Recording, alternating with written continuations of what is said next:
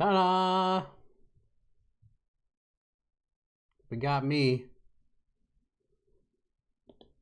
Just waiting for Cameron to get back. He had to step out. Can you hear me?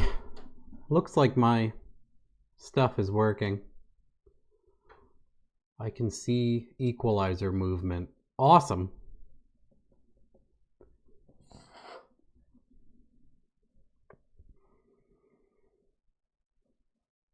How's that microphone sound?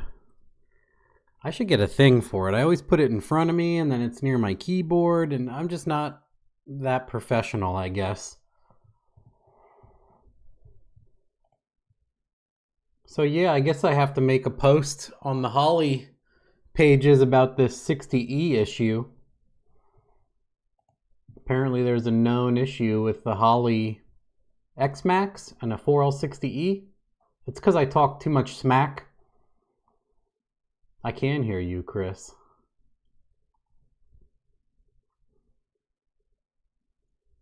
Oh, it does this awesome thing where it 1, 2, 3s, but then when it goes into fourth, it does something funny. If it goes into fourth and you try to lock it, it downshifts into like 2.5, almost like limp mode. It seems like it's third, but then it won't do anything else. It's very funky. I talk about it a little bit in one of my all motor update videos. I don't expect everybody to watch all of it. MS3 Gold Box with transmission tune works fine. Don't tempt me. I'll call Mike tomorrow. I told the one Holly rep as a joke I was going to get I have a micro squirt and I can wire it to the transmission. And I also thought I have the module, and I thought about putting the module in the X-Max and wiring it through the plug to be a jerk. It is V3. Here's the funny thing. It does it on 280 also. Yes, of course I put a 60E in. Yep. That's because I talk too much smack. Have you run into it only with version 3, Chris? Because I've done 280. I didn't go back to 250. Well, I already went back and it still does it. It's a known issue with the other versions also. You don't go past 250? The CAN bus stuff doesn't work unless you have 80. That's my issue also, is I'm using CAN, Flex, and a whole bunch of other stuff.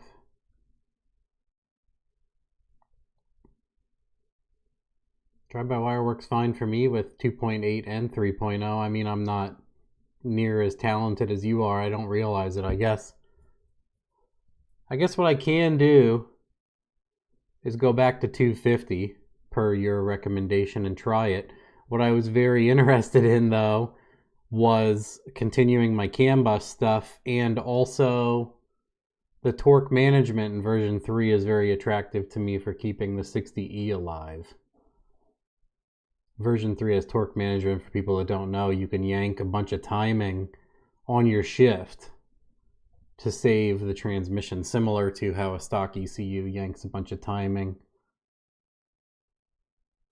Fixed via downgrade. So 250 fixes a lot of stuff, huh? I take your advice very seriously. So I went to 280. I don't think I did 250. Yeah, it's a known issue with 4L60s and a few versions. Yeah, I know. It does work fine with 4L80s. I've been talking with a Holly tech, and it is a known issue to him. Like, one comes up a week where someone has the issue. And someone asked, I think, about wiring. I tried manually wiring it. It works fine. Aside from all the electronic control, I tried repinning it. I tried checking my pins. All sorts of things. I have it set up now that it'll 1, 2, 3 shift, and then I can flip a switch that turns on the lockup.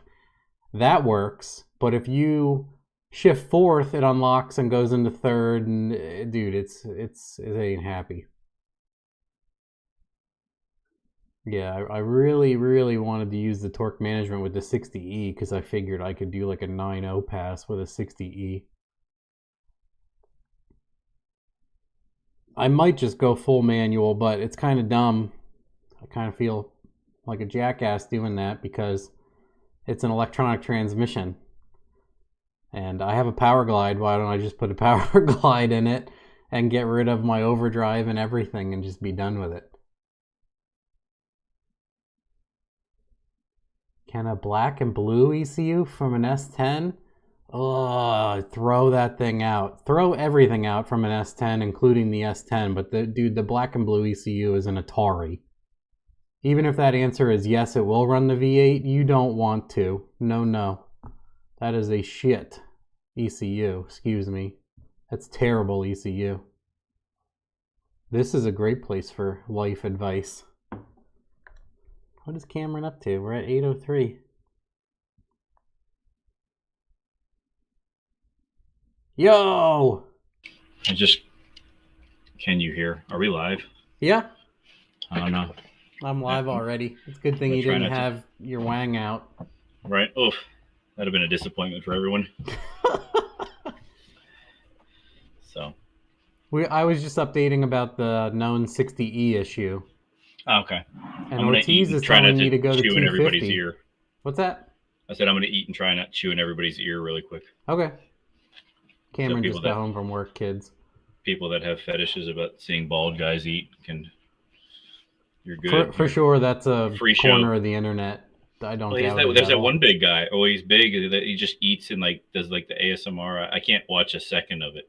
You know what I'm talking about? No, thanks. My friend Josh Whitmer, who has very eclectic internet tastes like that and thinks stuff is funny, had sent me mukbang is like the Japanese word for it, where they just eat on camera until they're gonna throw up, like squid and shit. Ugh. Yeah, I mean, but I like Crown Vic, so it was weird. I say the same thing. I'm like, hey, I hate those 5th gens, and then I'm like, coming from a guy that's had 7 Fairmonts, it doesn't mean much. All right. Yeah. So I was discussing the 60E woes. What? I hope all that shit is not behind you in the camera. Oh, it is. Nobody cares. Shut the fuck up. Are you serious? Yeah. Hi, Missy. Matt says hi. Hi. You fix it? What can I do? You can organize it a little bit. How can I do that? Nobody cares. You should see the behind Matt's. No, at least just move the pillows. Just walk. That'll be people talk about it. Like, no. Yeah, we can have.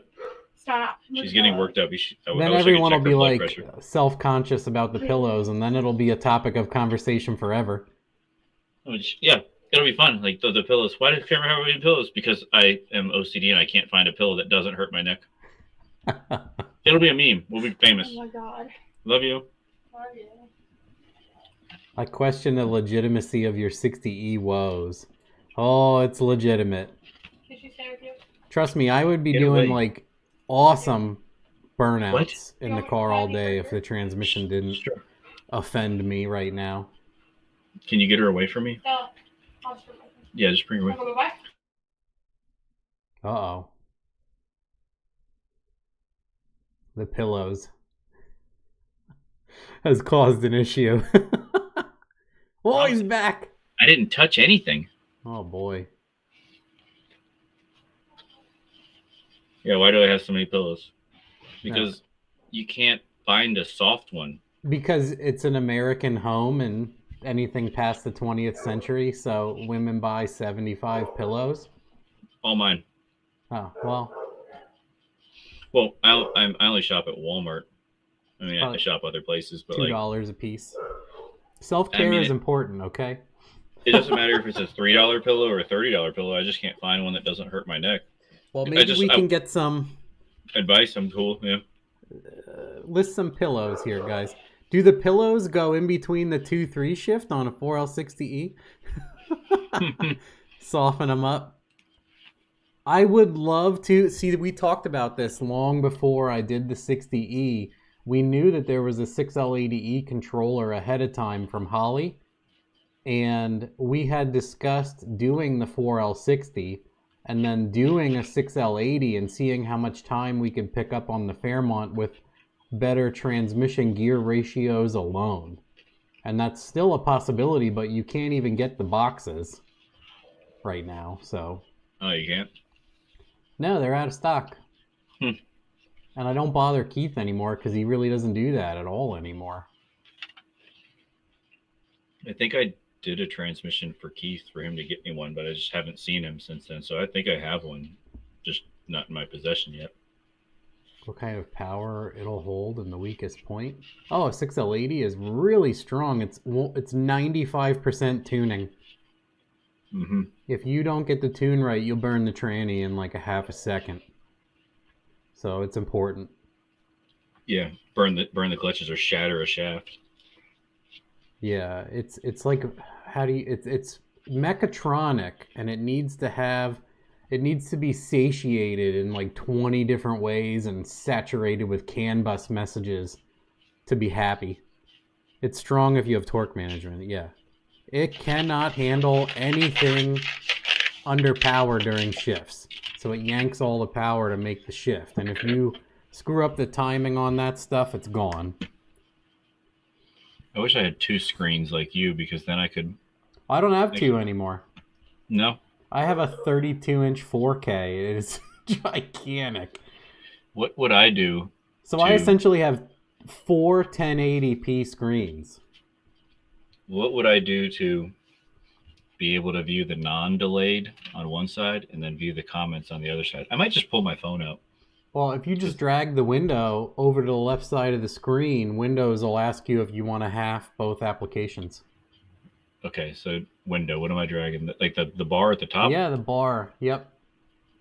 Or you can put it up to the top because we're split screen or whatever. Yeah, I didn't drag the right thing. What am I grabbing and dragging? Oh, you figure it out. I'm making it worse probably. Probably, yeah.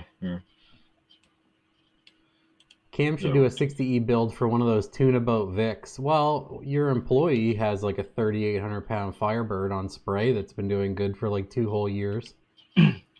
Yeah, he doesn't run it as much. He doesn't like get obsessed with improvement at the track like me. But I mean, I think it's been 660s and it's 3,600 pounds. And I mean, we spray 150. I know it's not a lot, but we spray 150 at it instantly. So, I mean, like right off wide open throttle, it's there. Mm-hmm. And it makes the shifts like it should and all that. Here, I'll just pull my phone out so I don't have a heart attack. IT guy can't via YouTube Live. Yeah. I just don't want to spend 20 minutes telling you that for people that are tuning in. Mm-hmm. They don't care. No, I'm gonna lean it up to my computer screen. We'll see if my computer screen is monitor panel. We'll see if my panel is. I'll remote on and fix it live, and I'll broadcast the fix. I've touched something. What have I touched? Because I can't see myself on your YouTube feed. It's because you were away. It's probably delayed. Anyway. Oh, here it is. Oh, here we go. No, just go to live. Idiot. Oh, you would rewind it or something? Yeah, somehow rewound it. God. Let's see if we can get through that. One of the reasons I have DOD deleted in Tahoe. We should do you need to do an update on, what the hell is it? You need to do an update on your Crown Vic for everybody. Yeah, he builds a transmission mechanic live stream. That's true, 100%. That's why I have Matt as a friend, because I'm not afraid to admit it. Like we program a lot of Ford factory stuff, like the 6-speed front drives where you got to program the solenoid body and ID. And if I try to flash it and it's like, nope, you got to update it. I go to download the update and it starts saying like, no, your security. I'm like, Corey, come here, like, just do this shit. I'm like, I got 12 cars to check outside. Just do it. Yeah, you don't have time. I pay people to do stuff I don't know how to do. Oh, but the Vic, we took it apart like September of 20.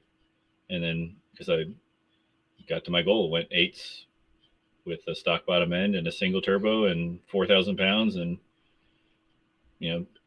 BS we threw together. And I was like, I want nicer stuff. So built a motor, pistons and rods 5.3, and put twins on it, and I always liked the idea.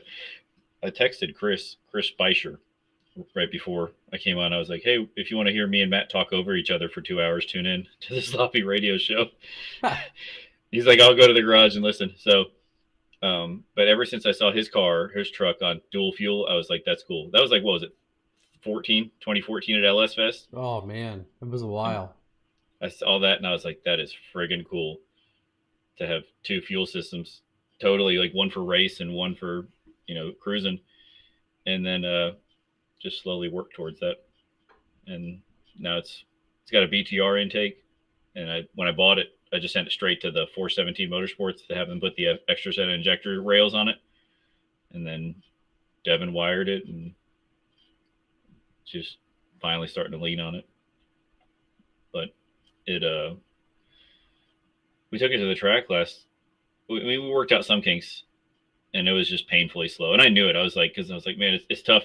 Went 570s with a stock bottom end and a single on E85. And, but it took us 3 years to get from high 9s to 8s. So it's like, you got to remind yourself, or I got to remind myself, it's going to take a little bit to get from here to here. Some work. So like I went out there the first time out, it was like, it wasn't leaving worth a damn. And it was just way slower. And I was like, oh, I look like a moron. Built motor and methanol and Devin wiring and incredible fab work by my friend Tyler. And then it's slower. But every time it's gone out. That's like the theme for 2023, though. I think I've been telling you. Is it? Oh, yeah, you're struggle busting big time. Well, I must know if you could say I have a handful or more of customers that have all upgraded and make like the same power or 100 horsepower more with significantly larger investment, you would say. Yes. Oh, what was the problem you had at Christmas tree race? Oh, that was Mark lives like right near there. He was there. That was that's a whole 30-minute story. I put it on Yellow Bullet just because I still go on there occasionally because I got off Facebook recently. Not recently, but like 2 years ago. I can't not be an asshole to people. So, but we just got it wired like 2 months earlier, and it was like running. You came down to Tennessee for PRI, and then we drove up there. So you got it like worked out a little bit. That's a whole nother funny story with that injector that we had crisscrossed.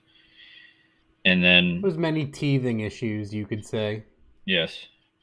And then Christmas tree race was like one of the first times you even had the car out. First pass. Hadn't made a pass in 2+ years. And I always get nervous regardless. And anybody that doesn't get nervous, I would say they're either a sociopath or they're lying.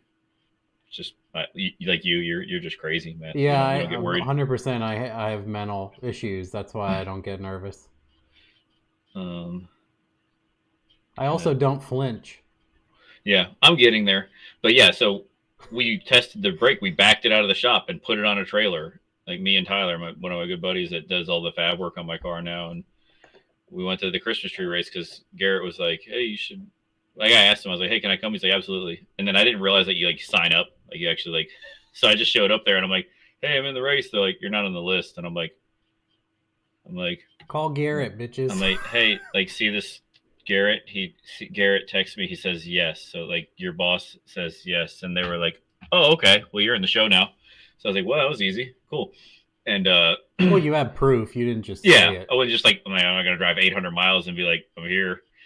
But I was like, hey, should we put the tree on first? No, I didn't want to start it. I did because we drove through rain to get there. I didn't want to start it because I didn't know if I was going to like put a bunch of water into my motor because open trailer. So we just pushed it off the trailer and we set the tree up and we do all this stuff. And then they're like, hey, driver's meeting. Like we're going crazy. Like, cause it was like gates open at 6, but then driver meetings at 7 or something. It was like, and I always get anxious, but anyway, we go to start it up and back out. It doesn't have reverse. And I'm like, what? And then like, I put it in, I try to see if the brake works and I'm like, I'm like, brake doesn't work. And I'm like, did I break the reverse band just backing off the trailer? Because it makes no sense. It acted like it was an electrical problem, and it was just a total crap show. And then I was like, well, I'm going to go up there and at least make a pass and get some data. And I didn't have I had the boost controller on, but since I knew the trans brake didn't work, I didn't even press the trans brake button. But the boost controller, like 0 point, like starting, was the trans brake release. So I went out there and made a pass in front of everybody on wastegate, which was 4 pounds with no trans brake. And I was like, boy, howdy, it can only get better from here, because I went like 1270 at like 100 and something.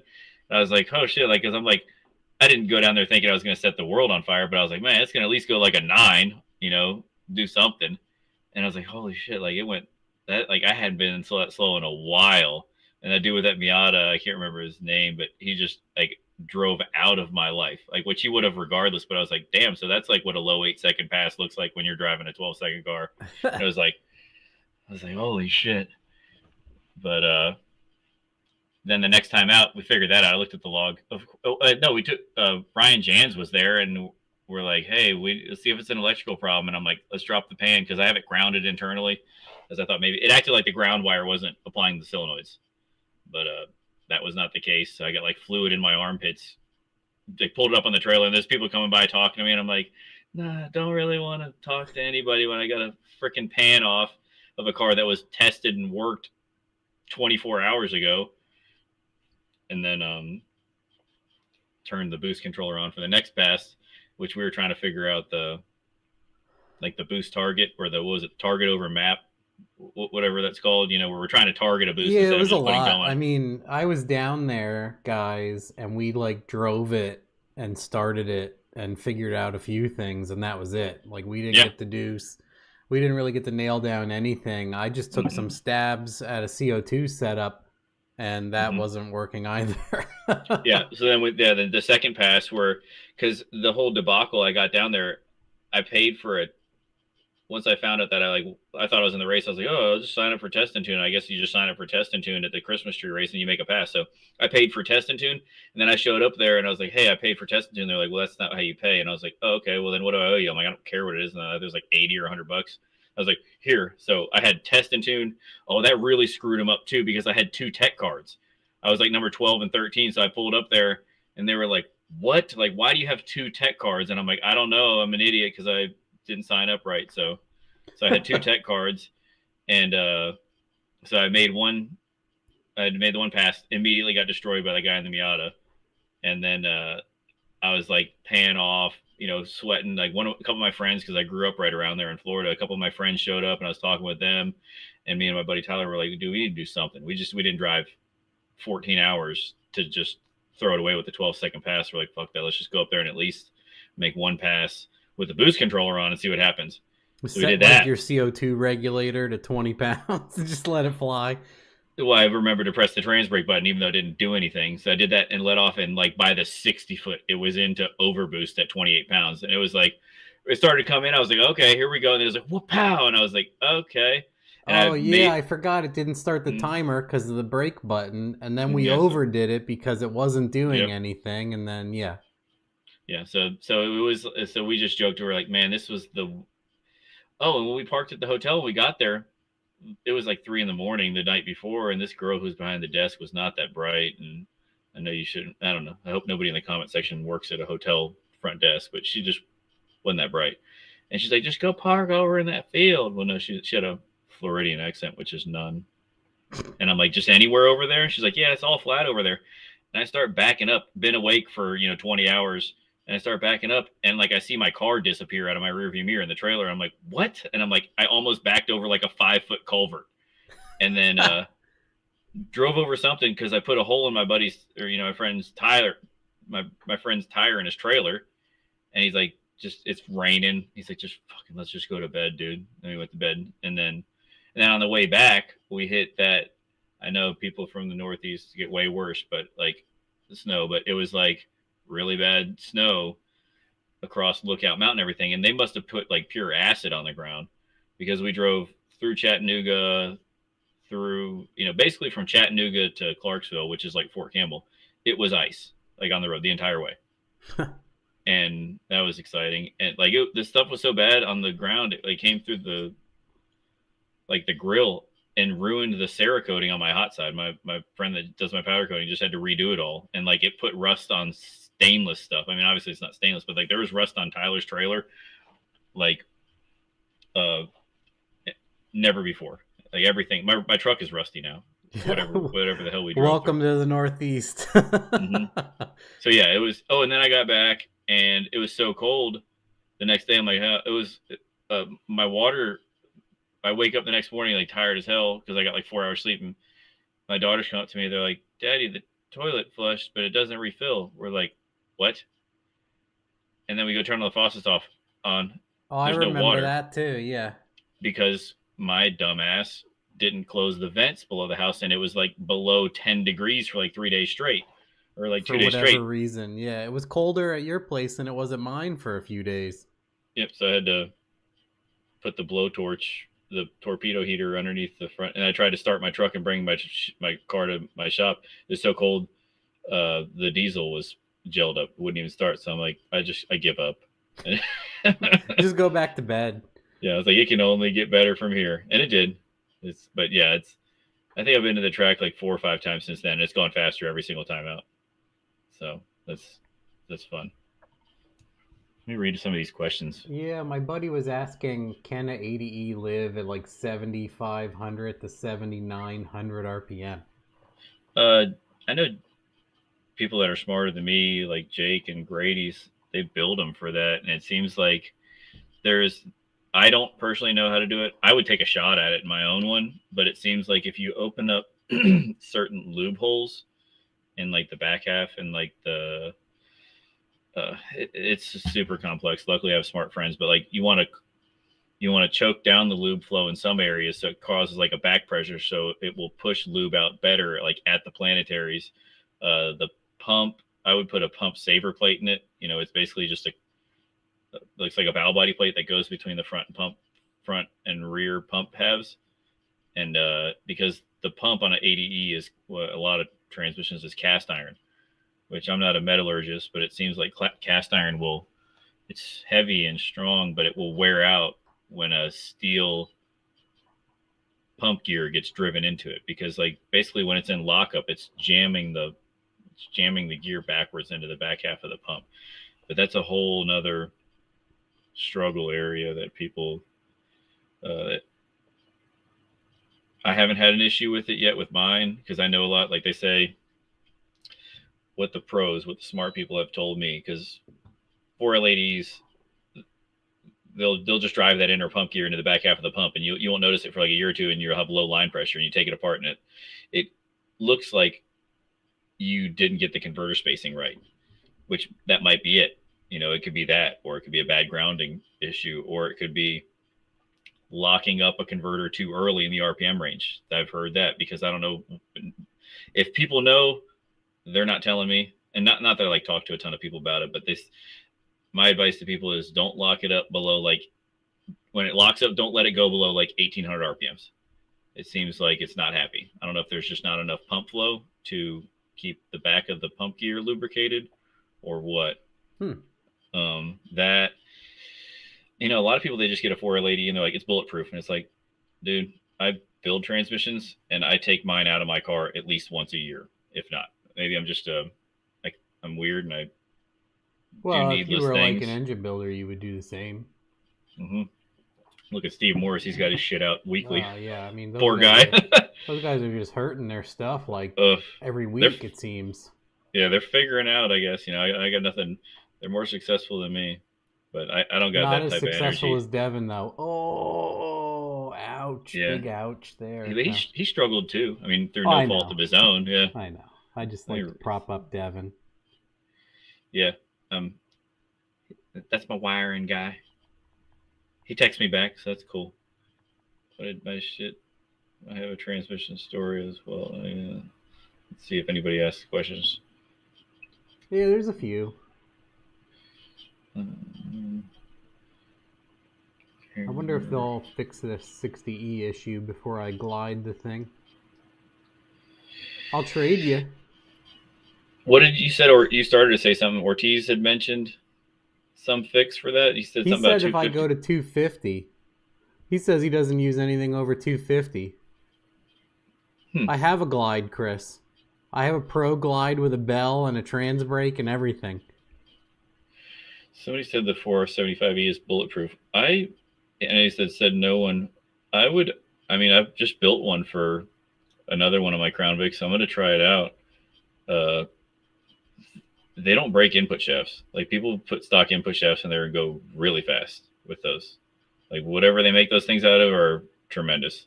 They start to break the stub shaft and the direct drum splines.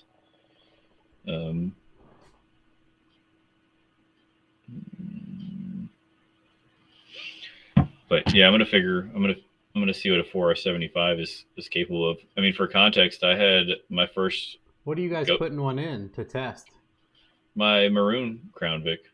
Oh, with the I got a built 2 valve for blower, right?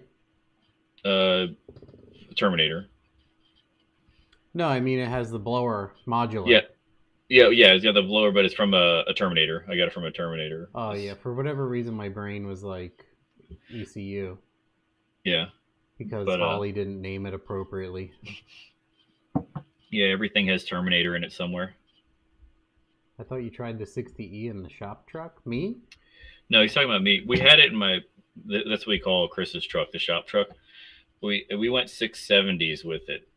670s or 680s with it.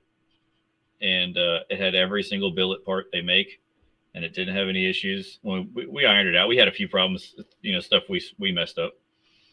We heard a converter one time, and it, overheated everything, because when a stator is free spinning, there's no cooler flow.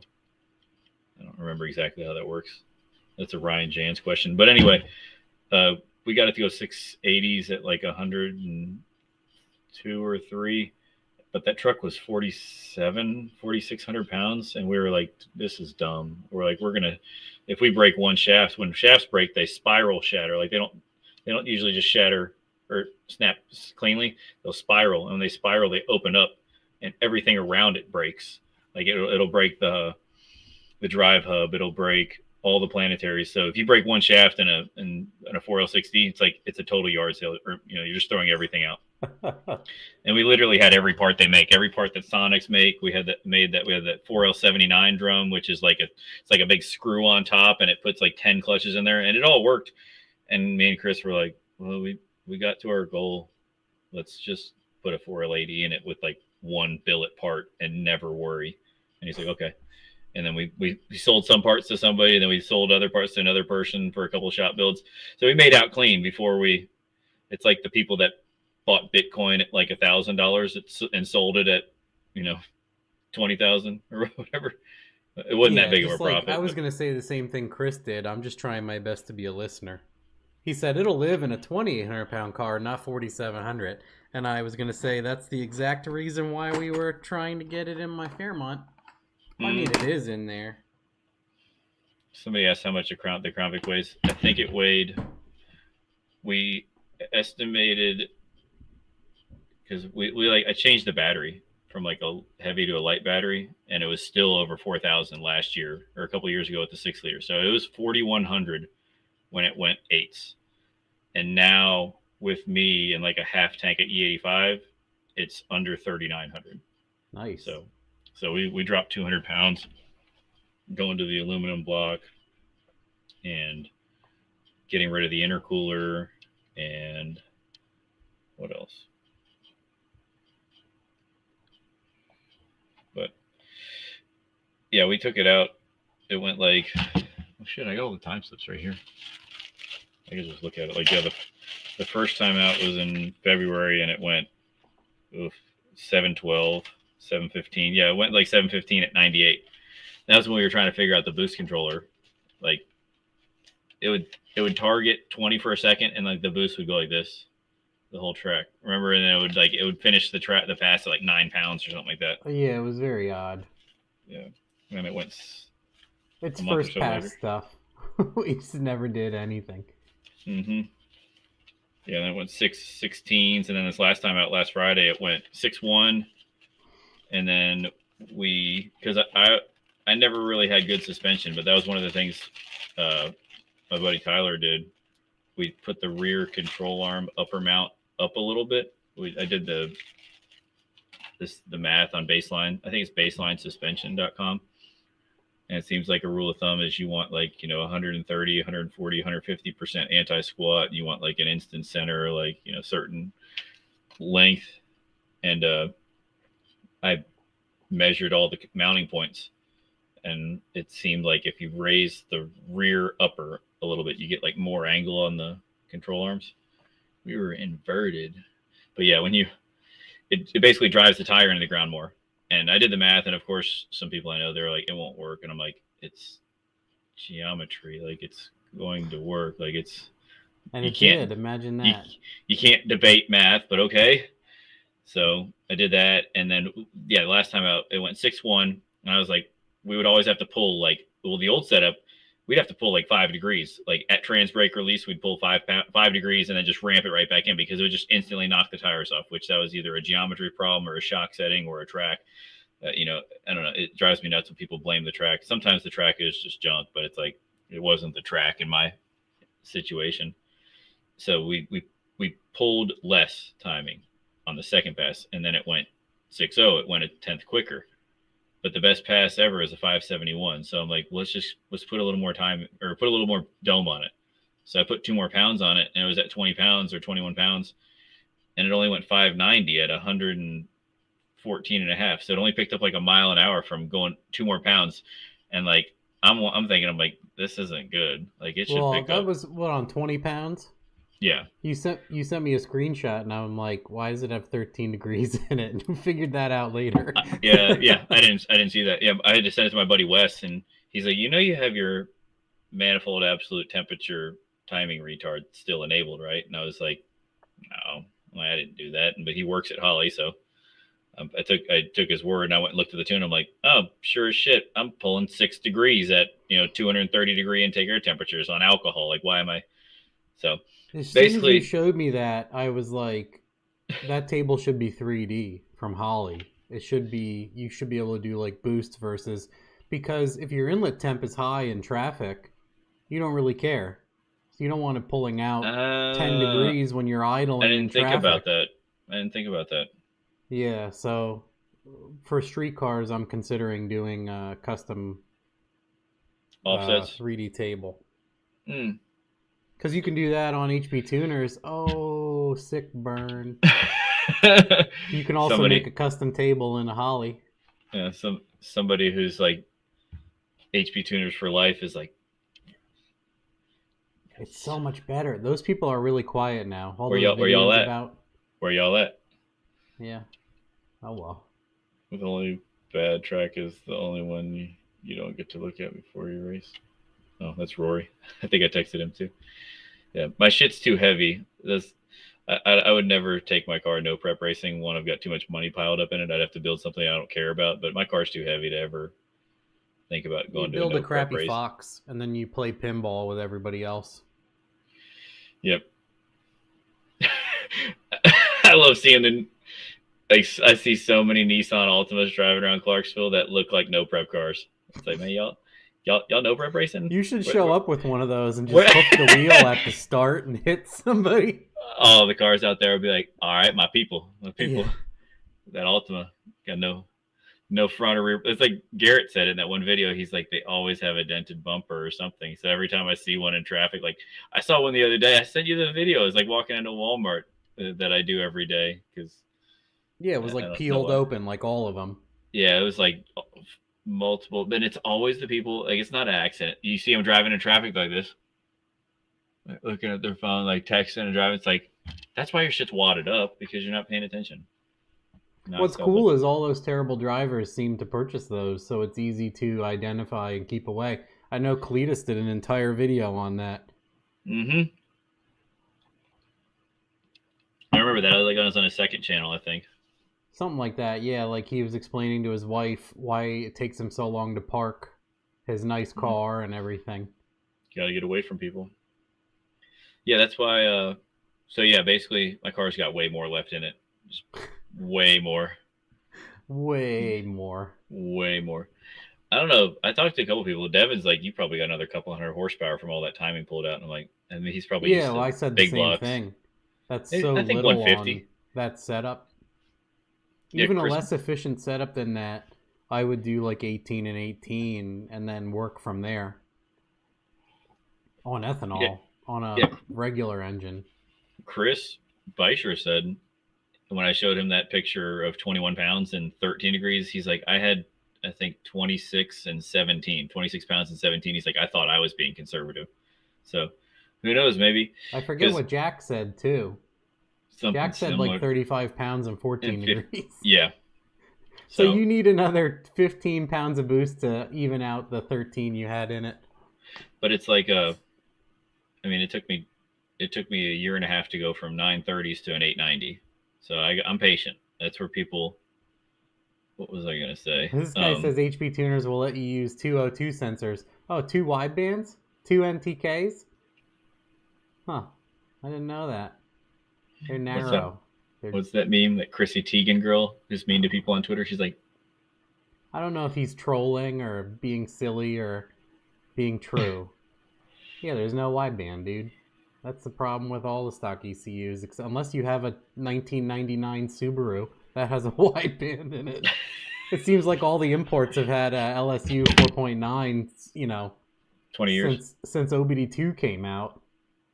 Rory, I would talk shit, but I've already taken out some barrels this year. That was a funny story. I made a pass. Like, that was one of my first passes this year. I made a pass, and me and Rory were there together, and I see people like running towards the end of the track, and I'm like, what's going on? They're like, Rory crashed. I was like, what? He like pulled back on his steering wheel, and like the link came out. So at 100-something miles an hour, it's like this, like going nowhere. Luckily, because at Clarksville, when you make a pass on the left side, if you, God forbid, you go into the left, you're hitting power poles that hold stands up for the circle track. If you go to the right, it's just concrete and like rocks. Thank God he went to the right and took out some barrels. And it had just rained really bad the night before, and he was like, all I could think of was, I hope this isn't filled with water. Yeah, that'll be basically concrete. Oof, yeah. God, what is a 55 gallon? If a 55 gallon drum's half full of water, that's what's what is 25 25 times gallons 8 times 8? 800 and 1,000 pounds. 25 times 8 would be 200 pounds. Oh, dude, what am I smoking? I don't know. I wish I was so I would have an excuse for that one. Jeez. Put a camera on me, and I struggle with math though too. Yeah, my dyslexia fixes that for me on the fly. What was I gonna say? I was gonna say something about the first time out with Rory. That was fun. Yeah, he likes the no prep race. He won some money last week, so it works out. My shit's just too heavy to ever consider that, and I've just got way too much money rolled up in it to ever, because you gotta just separate yourself from ownership when you go out there. Like, hey, it could happen. And you have someone drive it who doesn't care.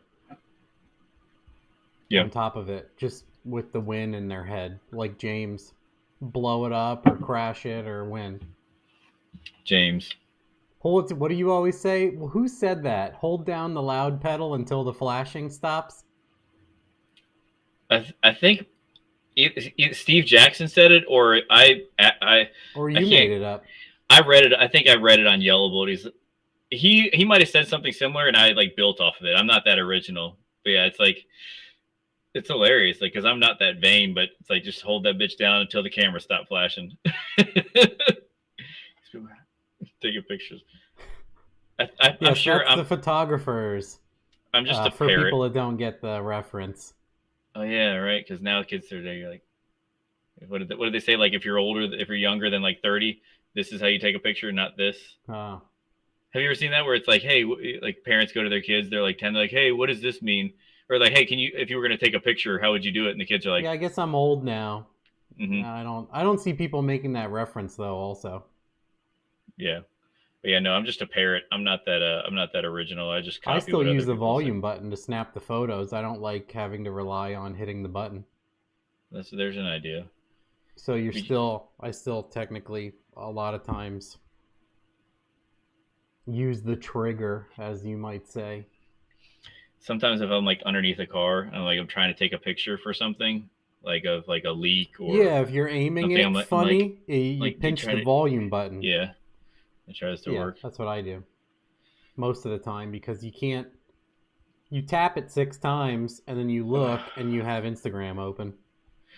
Yeah. Oh, yeah. That's one of the very few downfalls of an iPhone. I always struggle when I get a new person's number that I respect, and I see green text. I'm like, I don't want to. I should change the subject because there's about to be a civil war in the comment section. Yeah. So, what, glide next week or what, guys? I'd like to do at least the blower and spray with the same transmission. And then think about it. Because that glide is pretty badass. And then also, I won't have to worry about it when I make an 1800 on my stock L33. Yeah, for some reason, if I try to like look at the comments on my phone, they don't update. So try open it up on your browser there. Joe Simpson says a 1D air temp table is also stupid as hell. He's in agreement. Yeah, Cameron says, Cameron, don't text me anymore. It was so great when me, you, Shane Hines, and Chris Ortiz were in a group chat and we could send each other memes and they were like good pictures and we could send stuff. And then Chris was like, adios, y'all. Remember when we had full quality images? Pepperidge Farm remembers. Pepperidge Farm remembers. Optimal wide open throttle RPMs for a... What transmission? Do you have LS swap with an 80E or something? You want to get out of first quick.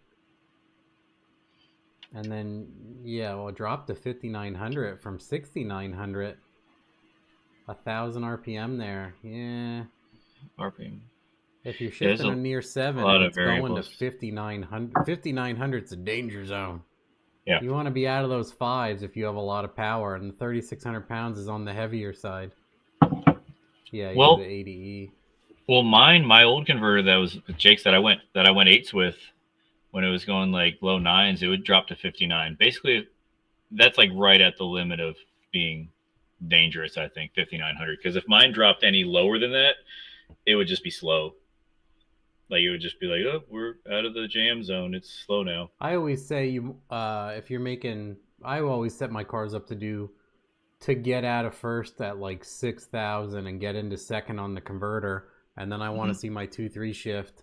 If it shifts at 7,000, I want it to be like 6,400 or 6,200 at the lowest. And then if you're doing that kind of drop, you should make your 2-3 higher RPM, in my opinion, to stay out of hurting the stock bottom end. It depends on how much power you're making.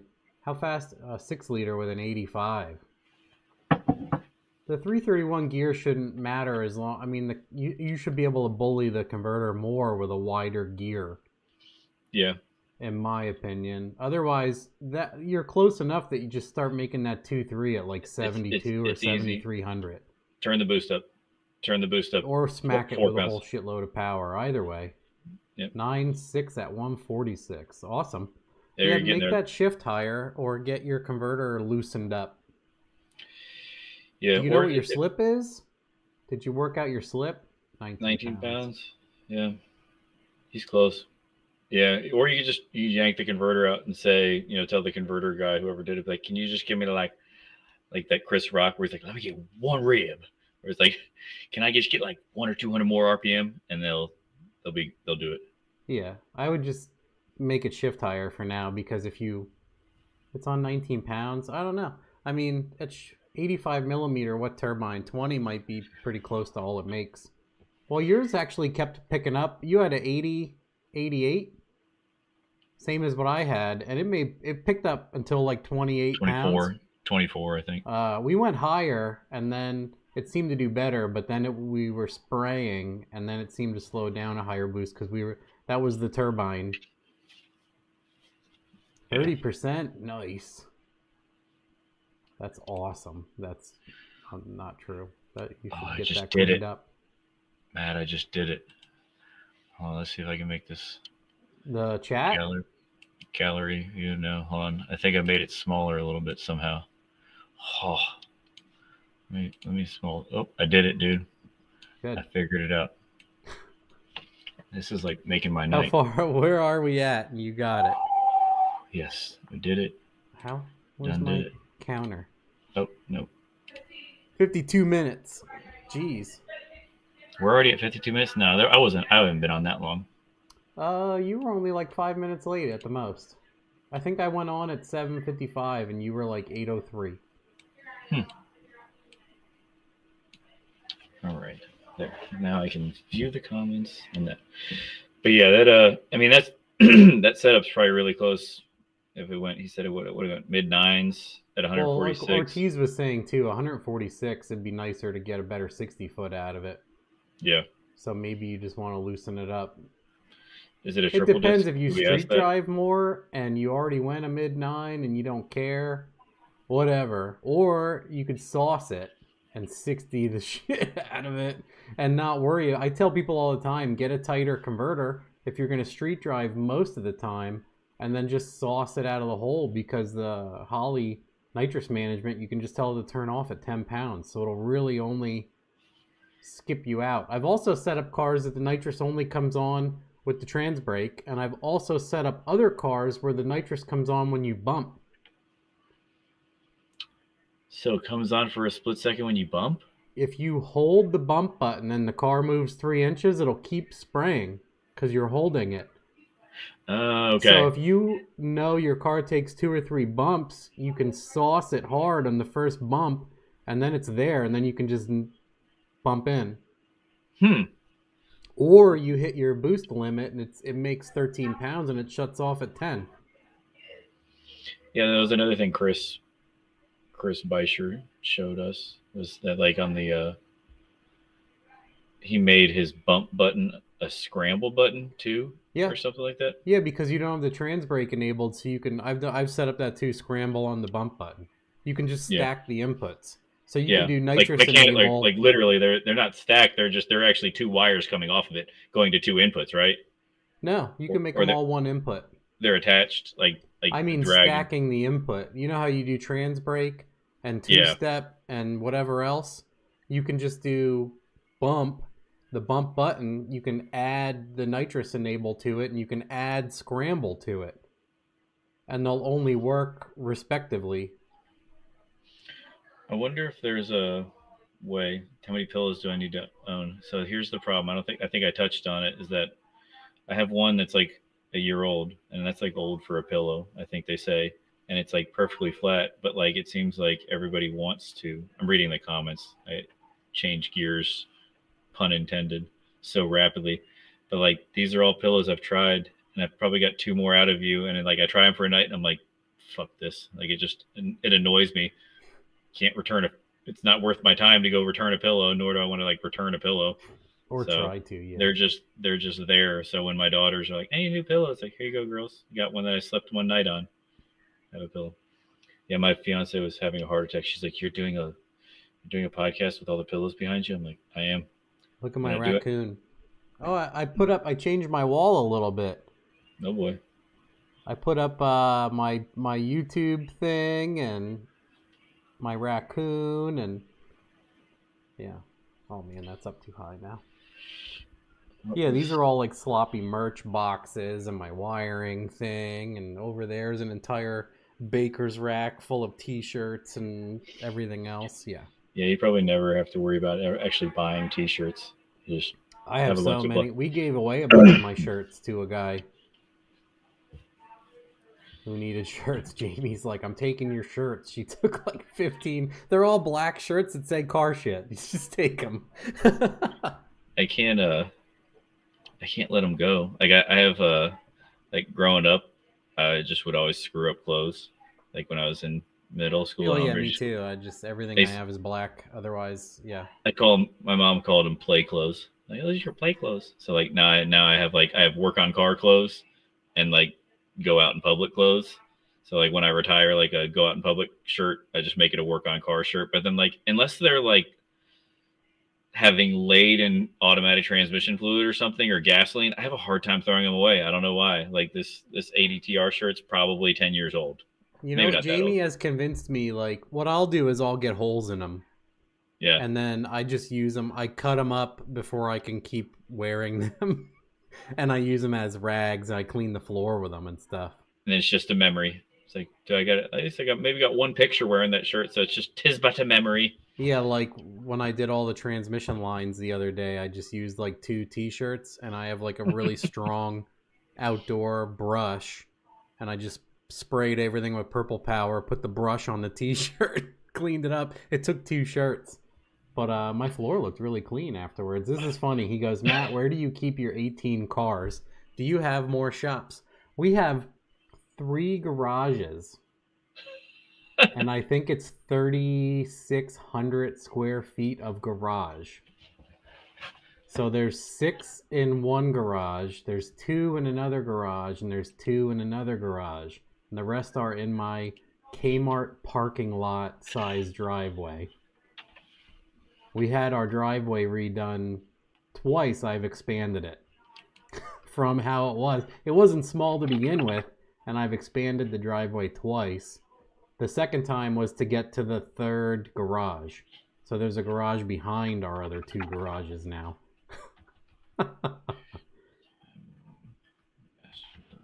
So yeah, we have 6, 7, 8, 9, 10 cars in and 8 cars out. We don't even have all 8 cars here. I think one of them is at a Volkswagen shop. Yeah, Jamie has a Mark III that I've never even seen. She bought it and took it to a Volkswagen shop for them to work on, and they're kind of free storing it for us. And then previously, before we had the 3rd garage, we would store cars at garages or friends over winter that had excess space. But now we have almost 18. Enough space. I told her we should just put in the paperwork for doing the 4th garage on the other side of our property now. Was it a picture you sent me the other day of like your poker deck of titles? It's like, yes. Just paying them out. Someone was like, man, you're getting annihilated on registration. I'm like, those are all titles. Yeah, it was me. I thought I was like, dang, those are all registration. Because I think this would be interesting for the comment Technically, section. it is registration. Those are all ownership of the vehicle, right? But it's not. That wasn't the fees or something. Anyway, sorry. Who's the potato guy? Is he here yet? Potato R33. I'm sure he will. Where are you at? I feel like that guy gets out of work or something at 9 or 10, and he's right on here. But what was I going to say? Yeah, this will be interesting for the comment section. I want to know where I grew up in Florida. Is there an echo? Do you hear an echo, or is it just on my end? You might be hearing an echo because I have an open mic. Okay. You hear yourself? I hear myself, yeah. Yeah, that's... Does anybody else hear the echo? If it is, I'll mute. I'll just start doing the mute, but when I mute, I forget I'm muted, and I talk for 2 straight minutes. I just wanted to make sure it's not like on my end feedback. I don't mind. Okay, it's they just don't me. Get the echo. But yeah, so I grew up in Florida. I'll try not to keep saying that, but in Florida, when you register a car, if the title's in your name, the registration renews on your birthday month. So like I'm born in July. You know, if you buy a car in May, they'll give you a tag for it, and it'll say July on it. So you'll pay a prorated. So every July you get hosed. Yeah, so it'll do like a prorated. You'll just pay for like 3 months, and then July comes around, then you re-register it. But in Tennessee, so strange. Yeah, in Tennessee, it's when you register it. So like if I buy a car in May and register it in May. That's how ours is. When the registration was entered is when you need to renew it. But I think Keith in Kentucky, it's someone here, BD Kemble said KY is birthday month also. Yeah, so I'm interested to see across the board what it is, because I have a few cars and they're all a freaking different month, and it drives me nuts. So what I'm going to do is I have like 3 cars that I occasionally drive that are not registered right now because I have a sheriff friend. I'm like, hey, what happens if I get pulled over with no registration or, invalid? And he's like, you'll get a fix-it ticket. And I'm like, oh, okay. So I'm going to wait until my race car is in September. So I'm going to wait till September and take all of them in at once and be like, the damnedest thing, I ain't been driving them. Just re-register them all right now. And if it's been expired longer than 90 days, they give you a new month. It's just like a do-over, a start over. So I'm going to wait till September and take like 4 or 5 cars in and be like, nope, haven't been driving them, and they're all expired over 90 days. So just go on ahead, because it annoys me that it's all a different month. So I'm just going to wait till they're all expired and bring them all in at once and go, here you go, and get every car I own in September. there's no significance in September other than that's when my race car is registered. I don't want to lose that plate. So. Well, someone asked, this is a point of contention for me right now. They asked if I was going to do any more dial-a-boosts with the other stuff. So that's a 4-in-1. And then also, people have been asking about 2 solenoids, like dual solenoid 3-port for CO2. So I'm going to do 6-in-1s. So it'll have it'll have 3 wires for the boost controllers, so you can run 2 or 1, it doesn't matter. And then also the 6th piece is the dome sensor plug already wired in. The issue is my wiring guy is waiting on parts. It would be too hard for me to build that many. He can set up machines and he can crank like 30, 100, 200 at a shot. So he's just been waiting on that. And then also for the 4-in-1s and 6-in-1s, he needs more help. And he just hired like 8 summer interns. And he ordered stuff months ago. I'm reading off his thing. He's waiting for like 20,000 feet of braided loom he didn't get. 405,000 feet of wire he's waiting for that he's paid for. So 5,000 feet of wire. I'm suffering from that, unfortunately. But he said hopefully by Friday he'll have 25 of the 6-in-1s, because that's something I'm going to try. I don't know if they'll sell as well. The 4-in-1 I can't even keep in stock. Like, I just need to tell him we need to make 100 of them or something. The issue then is with the 4-in-1, you're buying dials and solenoids. And then when you buy in that kind of bulk, they send you like 6 from one place and 4 from another. And then the other place calls you and says they're not in stock anymore because they're all shipping from the same warehouse. It's a logistics nightmare, and I can't afford to drop like $15K to build that many and work with the returns. And anyway, we're trying. I'm trying. I know. I mean, if I get 20 of them, they sell in like 6 hours. By the time people hear that they're for sale, they're gone. So. Yeah, we would love to make more. We're trying. I should do a pre-order, honestly, but I hate getting on the hook for that then, too, because then I'm stuck, like, then I get a whole bunch of solenoids that don't come in, and I have, like, all this product that I can't crimp and ship because it's missing things, and it's 8 weeks in, and people are asking why they don't have anything. Yeah, anyway, there's enough of that. Where's is my that stuff? Clear? I mean, I would love to be selling them right now is my answer. But it's like when people ask me if I work on stick shifts. Somebody came by the other day with an annihilated Jeep transmission. Like, why don't you work on stick shifts? And I'm like, where do I start? Where do I start? Like, one, you can buy one for cheaper than I can buy the parts with. If I do try to build one, you take one apart and you find all these bad parts, then you order the parts, they show up wrong. And then you're wearing me out, and it's sitting on my lift, which costs $100 an hour. And that's what I can make on it. And then like, can you give more reasons? And I'm like, isn't that enough reasons why I don't work on stick shift? It's easier to list why I don't do it. Yeah. Or it's easier to list. Yeah. What's that?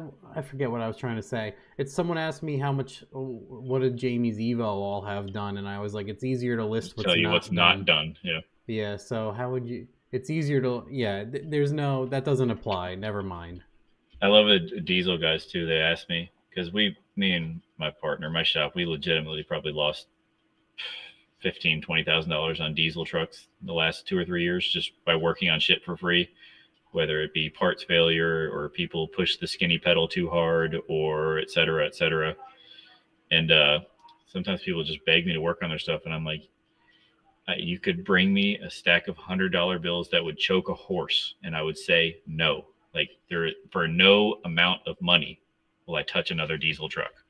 Yeah, and we all know those dudes are flooring it out of overdrive just enough to blah, and then they lift, and then they do it again, and then they do it again. And I hear them doing it everywhere. So I'm like, guys, power downshift out of lockup overdrive all day is not, just pull it down into second and hoss on it like Stevie Jackson. But you can't do that because you have 1,000 RPM of power band.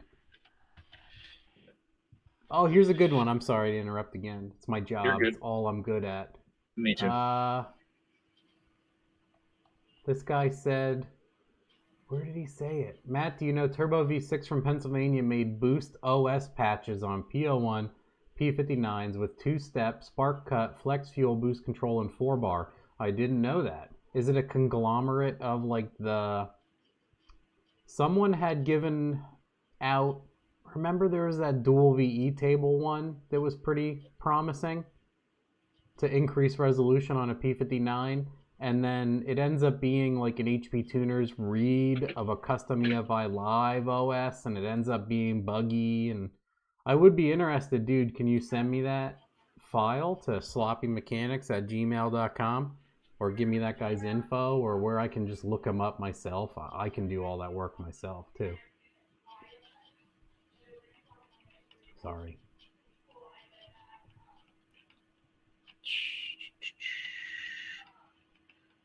Anything? Oh, Chris Ortiz says he saw it.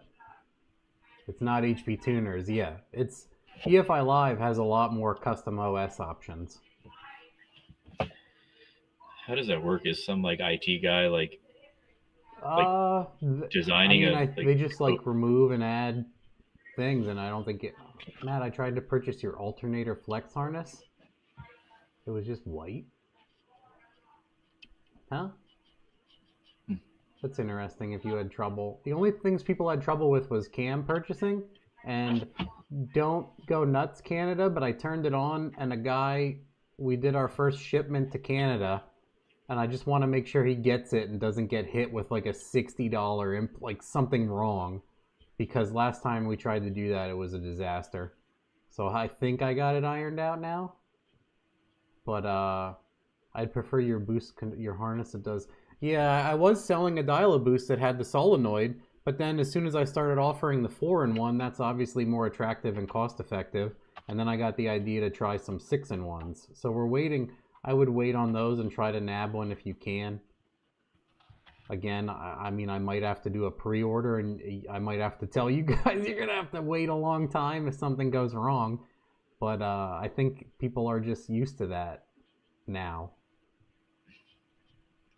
Anyway, you want to read some stuff? Yeah, trying to... Bin yeah, stuff. that Oh, it's bin stuff. Yeah, it's like... what's that stuff called? PCM hammer and all that other stuff. I feel like not enough people are using that, so I don't know if it's actually applicable in a professional situation where someone pays you to use it. Does that make sense, guys? It's like a tinker thing. I don't know. Somebody on a turbo 400 turbo 700ish, how much slip is good? So that's like a... And somebody asked how backed up am I at the shop. Kinda. One of my guys is out. One of my guys is semi-retired. And my business partner's got a bunch of appointments for some health stuff for his wife going on. So kind of backed up. But the slip on a 400, you can't really... I learned this a decade ago. You have to look at the slip like at a quarter mile. You don't want to look at, you don't want to calculate slip at an eighth mile, because if your car is geared for quarter mile and you look at the slip, it's got to be all the way wound out, and it's got to hit the first two gears first. So think about it like this, and maybe I can do this with my brain right.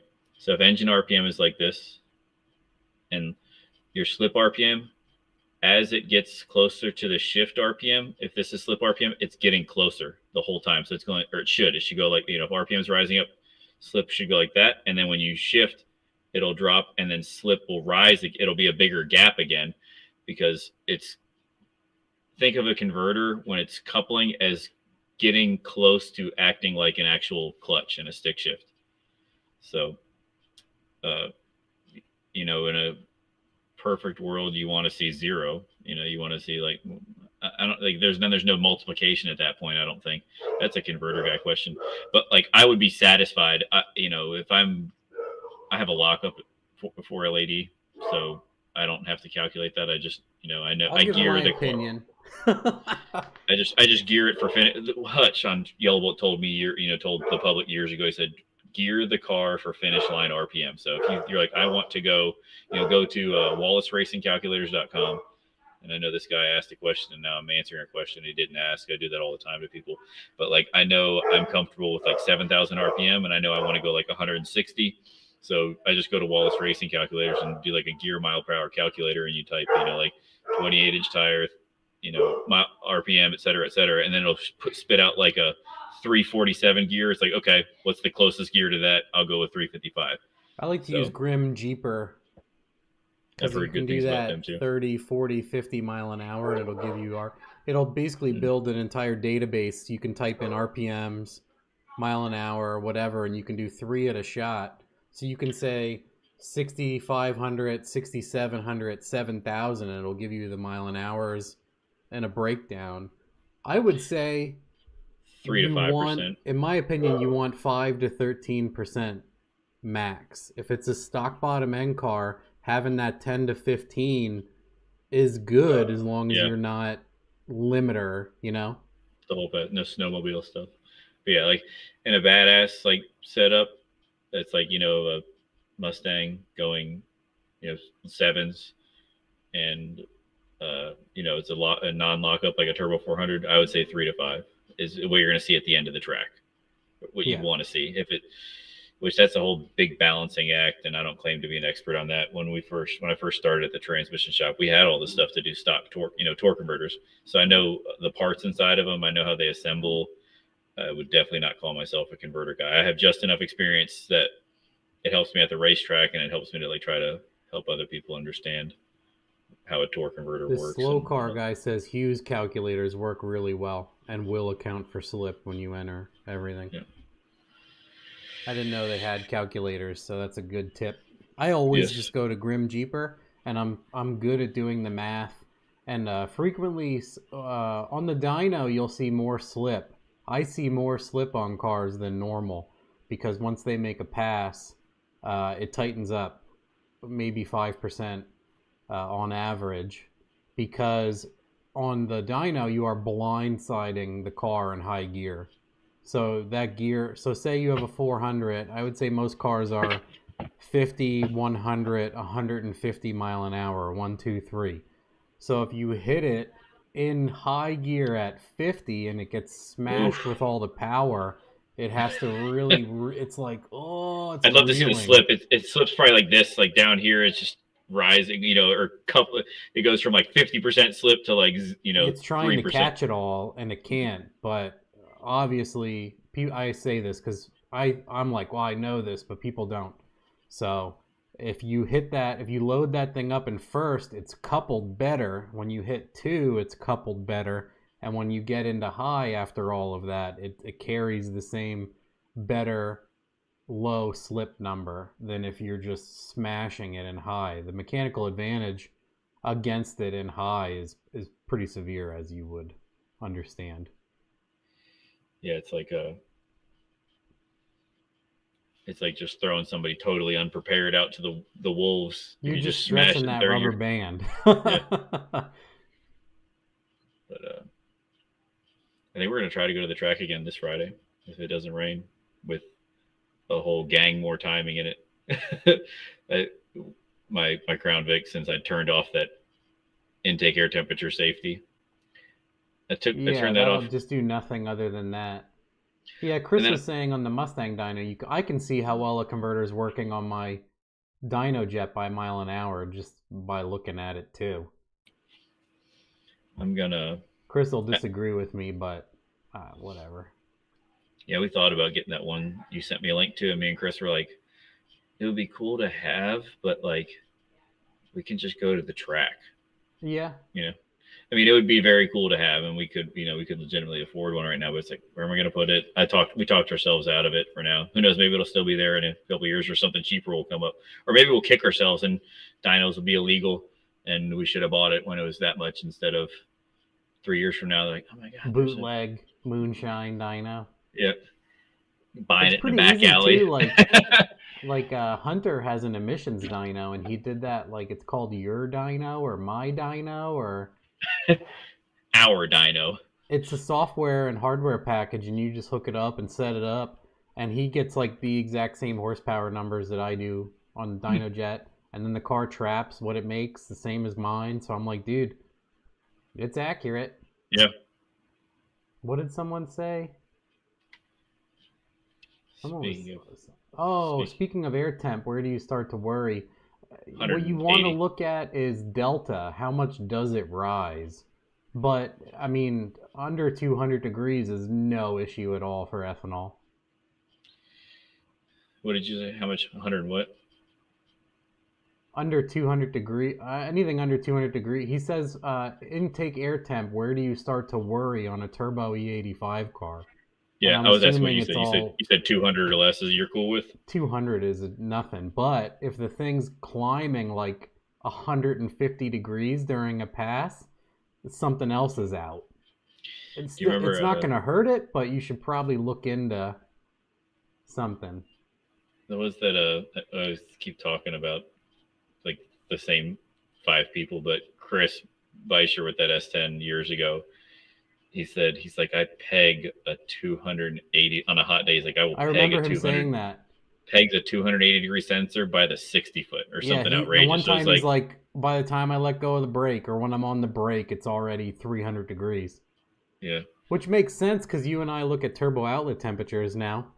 Well, yeah, no, we did, and it was, and I don't know if the intercooler backs it up and makes it higher than it is, because we were measuring the pre intercooler IAT, and I pegged a 280 degree sensor on the brake at LS Fest like 2 years ago. It got so hot down track, it said high air or something like that, and you're like, yeah, that sensor's not coming back. And then like on the return road, it would. And when I took them both out, like when I took the setup apart, like one was brown and one was white, like the element side of it. And I was like, well, that was burn it, yeah. Yep, that was yeah. I mean, think about it, 300 degrees. You're opening an oven, and it was probably, it was pegging. I think they're 280. That's what they max out at. So like that. It's up there. If it's 280 at the 60 foot, it's close to 400 by the end of the track. So I mean, that is legitimately that's what you cook bacon at in an oven, like coming out of a turbo going in an intercooler. Yeah, and Chris makes a good point. The open element ones are slow, so it's even hotter. I'd love to know. Actually, no, I wouldn't love to know. Like when Who Is It Motion came out with that for charge pressure and converter outlet temperature. Like I don't want to know how hot this fluid is coming out of this transmission. Ignorance is bliss. Yeah, just like they're like, oh, fast response is better, and I'm like, well, the car's tuned for the slow one. Who cares? Yeah, you're already behind the power curve. If you're pulling timing based on intake air temperature sensor, that was 5 seconds earlier by the 330 is where it's at the temperature that you're actually looking at. I'm so used to tuning at that rate, I don't care if it's faster. Like I just understand it's out of control or it's not, or it's done making power or it isn't, whatever. I don't even run a trans temp. Can't be hot if I don't see it. I always talk about that. Like my videos from 2012 doing burnouts in my Fairmont for an hour straight. I'm like, I don't even know. My trans temp was probably on the moon. I don't know. I didn't care.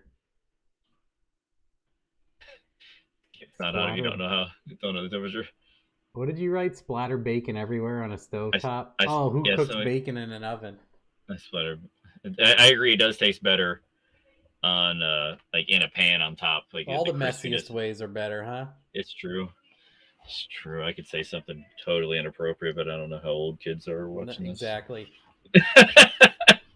I was straight facing some lowbrow hints. Yeah. My girls are out of town with my mom. Cooks bacon in the oven. I guess I'm. Oh, Kenny's here. What coyote talk was done before me? None. And we're gonna keep it that way, Kenny. But no, that dude Brett, I always screwed up the Brett LaSala or Brett DeSala, the guy with the snot rocket Mustang. Oh yeah, that is a bad bitch. Yep. I wanna, if I ever build an all out like chassis Crown Vic, which I probably will before I die, because I'm on the spectrum and love Crown Vics, is I will cut the entire floor out and it'll be under 3,000 pounds and it will get a Coyote from Fast Forward Racing. You should just pro mod it and just put the motor like where you sit and you sit in the back seat. Back seat, and then call it a street car. Yeah. Yep. And put make it a lift-off body like an old Top Fuel car.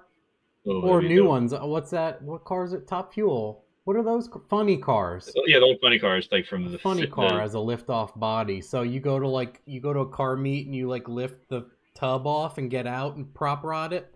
Yep. Yeah, just streetcar things. Go to Walmart, buy a Coke, put it in your crotch to drive away because there's no other room. Yep. I got out of my car the other night. Well, I pulled the parachute the other night at the 8th mile just because I was like, hey, let's make sure it's packed right, and might as well, minus a whale, do it. And when I got at the end of the track, I got out to go like stuff it in the trunk, and I have a huge opening with my cage and everything, and I'm like smacking my helmet on the cage and everything, and I'm like, damn, like. So I tip my hat to those like funny car guys that climb out of like a little chimney. No thanks. If they catch on fire, like oh yeah, screw they all gotta that. fly out of that thing. Screw Imagine that. how many No times thanks. they dry run that because they are out fast. Yeah, They definitely practice. I'm sure that. Yeah, I guarantee they practice that. Obviously, I would never want to be on fire. Concern is how quickly can you exit the fireball.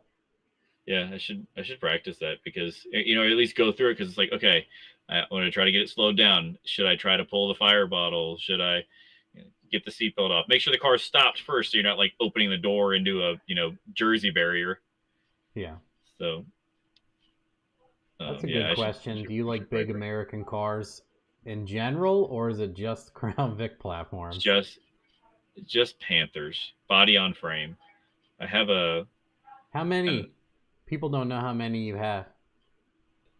Will you divulge under your secret? Yeah, I've got a 2006. So, anybody the IRS here? No, okay. Idalia 06. Alphabet men, they're always here. Yeah, they're probably Let's see what he's got. Idalia 2006. That's totally stock except the J mod and the heinous control arms. And I've done everything to it, like repairs, except the motor. So I daily that one. I've got my race cars in '99, but it has a 2000 rear fascia. Only a real Crown Vic geek would know the difference. It's just the '99. It's chrome below the lights. The 2000, it's black. I think black looks the best. So anyway, I have that one. So we're at 2. I've got a 02 LX Sport with a Marauder interior. And then almost all of them run. And I've got a black and white that's got a diesel motor from a forklift. That's a 4BT that I'm putting together slowly but surely. And then I just bought a 04 SAP Street Appearance Package. P71. There's so many nuances. I love when Keith sends a picture of one and you're like, ugh. That one has the whatever. 05. Yeah. 05s are the worst because they have a whip antenna. The 05, I hate all cars 05. Because 05, it's the first year of the new body style Mustang. Can't stand those. And a Crown Vic, it's the last year of the old dash without a tack, but it's the first year of the new steering wheel and the first year of the drive-by-wire. And it has this stupid whip antenna on the right rear quarter panel. And they just look, I just hate them. I would not take a 05 for free. And 05 was a really weird year in my life. It was a terrible time. Anyway, so that's why I hate 05. So yeah, so we're at white daily, silver race car, maroon LX Sport. I just bought a 04 SAP Street Appearance Package. I just bought a white 2000 that'll probably be a race car someday, the chassis car, because I know that the day will come where I won't be able to find them in decent shape. And then I Cleater's chewing them up pretty good. Well, he made a point too the other day. I think they made 100,000 a year, or they made like 80 or 90,000 a year since like 87 or something. So like they've made them since Panthers are from 79 until 2011. And they did make a 2012, but they all went to Saudi Arabia because like 2012, there was certain like cafe standards or something like with Crown Vics, and they couldn't legally sell any. Of course, it's like all those deleted diesels we sell to everybody. Yeah. What is this? So I've got 6 in a parts car, I think, if I did the math right. Oh, and I have I don't know, it's not a Crown Vic, it's a 83 Grand Marquis. I traded my old triple disc torque converter and some money for, which I'd love to do a burnout car with someday, because at first I was like, that seems dumb, burnout car, just go do burnouts and circles and stuff. But the more I think about it, I like the science behind it. And I'm talking to a few Australian guys, and like there's actually everything's got a science to it. Like you want to get the right rear gear in it. You want to, yeah, they have to get as close to a minute as possible. And you put a bunch of camber and caster in it, so like it wants to return to center, and you tuck the tires in, so when you pop the tires, it doesn't screw up your paint, and then you make concrete inner fenders. Yep, all that stuff. It would be cool. So yeah, I've got a few. Oh, I had a heart attack. That's another funny story. The 04 SAP. I graduated in 04, so like I said, I'm geeky about dates. So and I always wanted a black 04. Because I had one, and then right when we had our first daughter, I had to sell it, and go buy a little hoopty to go deliver pizza in and make money. And now my daughter just turned 11 yesterday, so that's how long ago that was. It was like the one that got away. It was a black 04, and it was so clean. It was so clean. And I found this one, and I looked at my girl, and I'm like, I want this because I want a black 04. And she's like, I guess you're buying a black 04. And I'm like, okay. And it's in Georgia, just east of Atlanta. East Atlanta. I saw Gucci Mane while I was out there. I'm just kidding. From East Atlanta, homie. But I go out there, and I'm like, this looks like a Copart lot. And they're bringing cars out on forks. And I'm like, huh, that's a little odd, because the car's listed as like, Cobb County, listed for sale from, Met, its mileage limit or something like that. So I go out there and I'm like, that's kind of crazy. I'll bring them out on forks. You going to drive mine out? She's like, no. I was like, what? And she's like, it's coming out on forks. I was like, and I looked at the lady. I was like, you can't fucking do that. You're going to total the car. And she's like, I'm like, I'm sorry. I don't mean to cuss at you. I'm like, you can't do that. You can't. And she's like, that's our policy here. Because it's like probably 40 acres of cars. And I'm like having a panic attack. I'm like, what? You're gonna bring my car out on forks? Like, what are you talking about? Through the doors? Yeah. And I'm like, my God. And so they brought that sucker out on 22-foot forks, like right underneath the front. But I guess Crown Vics, once again, they're the perfect vehicle. And when they pick it up long ways, like from front to rear, it hits the control arms, the transmission crossmember, and the rear end. It didn't hit the fuel tank, the floor, the exhaust, nothing. So they brought it out, and I was like, just set it on the ground. Don't even try to put it on this trailer, because you're going to screw up my friend's trailer. So they just put it down. And then I'd love to buy another one, because like they asked me, they're like, what'd you drive here? What kind of truck and trailer do you have? I'd love to just go up there and get like Ubered there. They're like, what are you trailing it away on? Like, me, just put it on the ground. I'm going to jump it off and I'm going to drive it away. But my buddy Kenny was asking, how long do you see, what's the average mileage until failure on a 60E truck van with a stock tune? Man, I've driven some of them that are just terribly sloppy shifting. And then I've driven some that feel like they're shift kitted from the factory. I was going to say the same thing to him. The programming is so different. I've had people I know, or people come to the dyno that had a 60 or 6L80E go bad in like 60,000 miles. Partially probably because they drove it like a dick on top of a fleet truck. It seems like people, I mean, they're either hammering it or whatever. But yeah, like some of those G8 stock would take 3 seconds to make the 1-2 while they're flaring. Oof. I mean, it's gone fast if that's happening. If you have a truck and it's shift flaring and you're towing, it's gone. Well, the problem is, and you know this, I'm sure, and a lot of people in the comments might already know this, but a 6L80E, when it goes into DOD, the engine, the target torque converter slip RPM goes from like 15 to 20 to like 40 to 60. So it's like, once it goes to DOD, it's like, oh, I need to slip more. So probably so it doesn't like, feel like it's surging, because DOD is basically a misfire, if you ask me. Yep, it beats everything up then. So the earliest I have seen one, it was a 15 or 16 on 35s. Guy probably towed with it, stock gears, probably never put tow haul on, and it had like 57,000 miles. Then I've seen them, it seems like the 07 to 09 6L80s, we call them Gen 1s because that's like what the Tecum fits, like anything 07 to 09. But it seems like the 07 to 09s, their calibration is better, but they did clean them up longer. a little, but yeah, anytime somebody, every now and then people are towing a car and it has a 6-speed, and I'm like, how many miles are on it? Do you have transmission problems?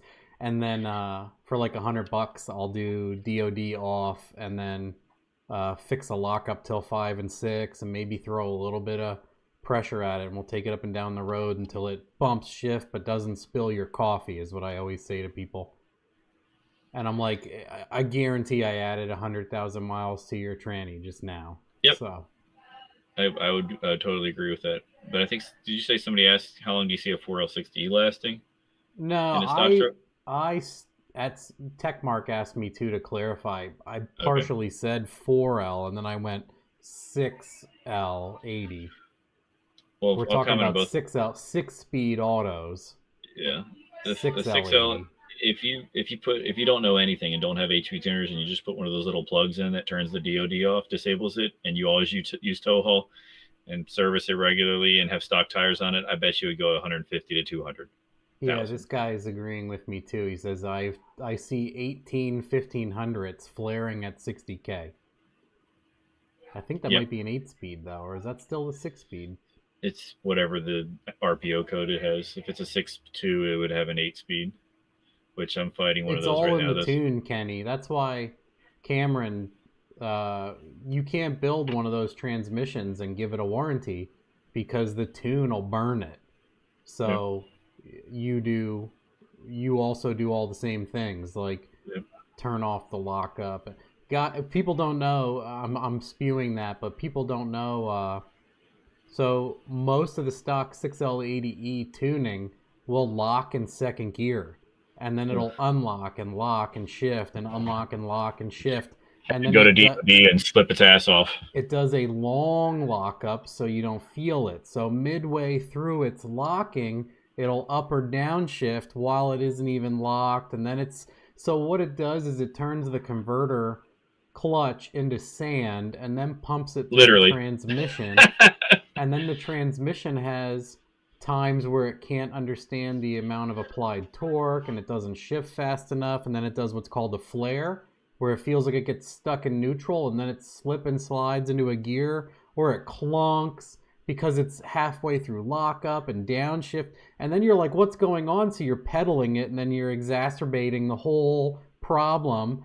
You're like, what's going on? And you're making it worse when it's already terrible. And and then if you just tune that correctly, it never does any of that and has no issues. It's unbelievable. And then if you know anything about HP tuners, if you have 3 2011 vans, they all shift all different. Yep. If you have 50 of them, they're all different. I would bet money if you took a 6L80 from the factory and pulled the transmission out. You probably don't even need to put like a billet cover torque converter in it. But I bet you if you just tuned one, turned DOD off, it would go 250 to 300 all day. Well, get this. Glenn bought that 09 G8 new.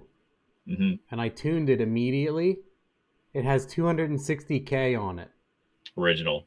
Does he change the fluid ever? Original 6L80E. Never touched opens. Never even had the transmission flushed. I believe it. Yeah. 260,000. And that car, we actually messed with the DOD settings on that car to improve mileage. So it wasn't asshole settings. And I changed the lockup and everything, obviously. And that car ate a DOD lifter, broke a valve spring and whatever else, the engine, and I put a LS3 cam in it, put a stock truck, like a 200K mile truck spring in it, and I replaced, I pushed the trunnion out of the LS3, the one rocker fell apart and all of the needle bearings came out. So I pushed, because it was an offset rocker and I didn't have one, I pushed LS3. That rocker apart and put a truck needle bearing assembly into it and a spring with like 200K into that at like 185,000, and it's still going. I believe it. So it's had like 80K on it since I replaced that stuff. The motor was fine, unbelievably.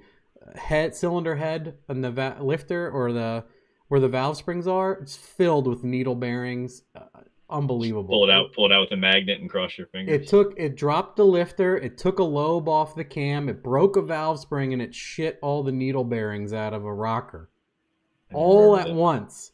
And it did not have a catastrophic failure. I drove it to my house, and it was like misfire. I'm like, yeah, I finally killed some DOD lifters or one of them, and I took it apart and the valve springs in pieces, and I'm like, and he's like, dude, I have no money right now. And I was like, I just put in all the truck stuff, and I was like, buy a $90 LS3 cam. And then I put it all in, and again, it has like 260,000 on the stock 6L. But that's just showing you guys. And Glenn doesn't drive it nice. And we put a flex sensor in it and tuned it. And man, he stomps the shit out of that sometimes. And no problem. What do these guys say? Are the 6R80s, the 4 is the same architecture? They are, in that they have very similar power flow. Like there's a 1, 2, 3, 4 clutch, which means it's on in 1, 2, 3, 4. There's a 3, 5R. There's a low reverse. There's a 2, 6. And then there's a 4, 5, 6. So they're very similar, but what's lucky about them is they don't seem to dump the converter like the 6Ls do, because they're a captured clutch, meaning there's a clutch on both sides and it sandwiches between the piston and the cover. So when they start to chatter, it just means the lockup clutch is glazed and it'll just chatter. And I couldn't tell you how many I've fixed where if it's got like 200K and it's chattering, I'm like, hey, we can yank it out, put a converter in it, change all the fluid, and you'll probably be fine. And there's no warranty on the transmission, and it's this much. And they're like, okay, let's do it. And like literally, I'm like a knock on wood, like I'm a 10 for 10 or whatever we did. We've never had a problem with the transmissions. But the Chevys, when they dump a converter, it's an aluminum pump. It sends metal through everything. You get metal behind the pistons, you get metal into the valve body, and then you're buying a rebuild. And then should I do any tuning stuff to my 2016 2500 HD? Yes. I mean, you don't have to, but like it seems like the 6L90s last longer because I don't think they lock up in 1 and 2 from the factory. But what I do on those is I get rid of lockup in 1 through 3. I think it's because they're a heavy duty. They did better programming, and they got bigger gears too. They got like a 373 or 410. I do that. I'd add lockup pressure and target 0, and you'll probably get 150 to 200. So. But yeah, I probably work on, the only thing I really work on with 6R80s, I've got one in the shop right now, is either the input, the output speed sensor, or the neutral safety switch. They just stopped working one day. They'd be like, oh, I got no speedometer. Or, oh, it shifts really hard because the input speed sensor went bad. So you just got to put a conductor plate on it when I do that. As long as it doesn't have a million miles or a pile of metal in the pan, we would just drop the pan and drop the valve body, put a conductor plate on it, and shove it back together. And they just seem to go. Like I can't remember if I said the number, but like probably one 6R80 to every 50 6L80s. Is the 6R80E solenoid shifted like a 4L80? No, it's just like a 6L. Same thing, like Mechatronic or whatever. Yeah, but they're individual solenoids. They're not like, whereas the GM has it's a Tecum, the control module. It's one like block of solenoids that bolts to the valve body on a 6L80, but a 6R80, they're all individual. But I think they shift in similar fashions. Like as far as you have to like, they're linear solenoids, and that like there's some coming off and on the whole time. And there's I think there's one solenoid per clutch pack, and there's a pressure control solenoid and a lockup solenoid. And do I offer transmission tunes? No, I don't. I just don't have the time. I don't know who he's asking. So somebody asked that, do you offer transmission tunes? I saw it, but I don't know who he's asking. Probably you.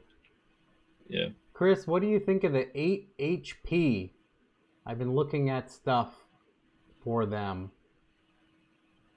This is what I'm getting at. Coyotes are better. Well, 10R80E, Dale says there's just an inherent design flaw where it will chew hard parts no matter what you do. A sleeve moves. There's a sleeve that I think it's the CDF drum, because they start naming the drum or the clutches like letters, like C, D, and F clutch pack, and there's a stainless or a steel sleeve that's in a drum, and when it moves, it like uncovers some and clutch feeds, and then covers up some. So if the computer's like, hey, go to third gear, it's like, nope, because I'm applying oil to third gear, or the C clutches and the D clutches, and it causes a big tie up and it starts acting crazy. And then the only way to tell, like, a valve body fixes it like a third of the time because the valve bodies wear out. So when we go through them, we take it apart, put a new drum in it, put a new valve body, a new converter, go through everything else, shove it back together, and go. It's good to go. Should I put a 6R80 in my daily Vic? What would be a good excuse for Terminator X-Max? My only complaint about the 6R80 and a Crown Vic is they're all like bolt-on bell housing or bolt-on yokes. I don't think you can put a slip yoke on it, which then you got to get a drive shaft made that has like the slip yoke in it. I call that the Jeep slipper. The Jeep slipper. Yeah, I mean, 6-speeds are cool, but they're enormous in a Crown Vic. I mean, somebody has done it. I'm pretty sure somebody put a 6R80 in a Marauder. A friend of mine has a 6R80E in his Supra. Yeah. I think I've sent you a video of it. It sounds like an F1 car. He's flooring it through a tunnel the one day. Oh, that was your buddy? And it was badass. like 8,7,500, 8,7,500, and I was like, that's disgusting. Yeah, they're probably not locking it, because I was watching that Real Street video a few months back where they were talking about that dude Brett LaSala's Snot Rocket, and because he's got a 400 with lockup, and not that we do the same thing with my transmission. It's just 1, 2, 3, and then locks it on the big end. Not that we're like, spearheading anything new. Yeah, people have been doing that for years, obviously. But what they said, and it got me thinking, is they were just talking to each other, and he's like, yeah, if this was a 6R80 car, we would have killed this motor by now, because they're saying like the gear ratios are far enough apart, and if they're shifting it locked, I remember him saying, yeah, the drop drops too far. Yeah, so because I imagine if you drop from like 8,000 or 8,500 to like 7,500, it's like folding rods. So it's like it's way too much load with lockup. That's why I was saying to that one guy, you want to be like 6,200 plus all the time. You want a converter that no matter what gear or what you're doing, if power comes up, that thing's over 6,200. Mm-hmm. Because people are like, what should I do with my timing slope? I'm like, well, you should slope it, even know where you're going to be. But yeah, God forbid you ever are at 4,500 RPMs in boost. You want it soft as soon there. As the power hits, the converter should be on the moon. That's your best tuning advantage, is just having the converter that'll mechanically go to a safe zone whenever the power comes up. Mm-hmm. I showed someone 8s4 8 dyno plots the other day. I think it was Andrew Wardinger. And I was showing him how, because he was saying his converter's kind of tight, but he's on low boost. And I was like, look at this. And I showed him RPM plots for the 8s4 8 with the Jake's converter. Uh-huh. And I was like, look, 460 wheel, it's coupling immediately and taking forever to ride out. And then with 750 wheel, it was like straight up flat over 6,200 the whole time. Yeah, my car flashes to 5,700 off the brake. 5,750. It's probably at 6,000 before the 60 foot. Yeah, the 8s4 8 converter was like 6,200 as soon as power hit. What was I gonna say? Something about. Chris, what do you think of the 8-speed Dodge tranny? I hear people using it with that controller, and they can clutch kick and paddle clutch kick and paddle shift and sequential shift it, and I kind of want to get into that.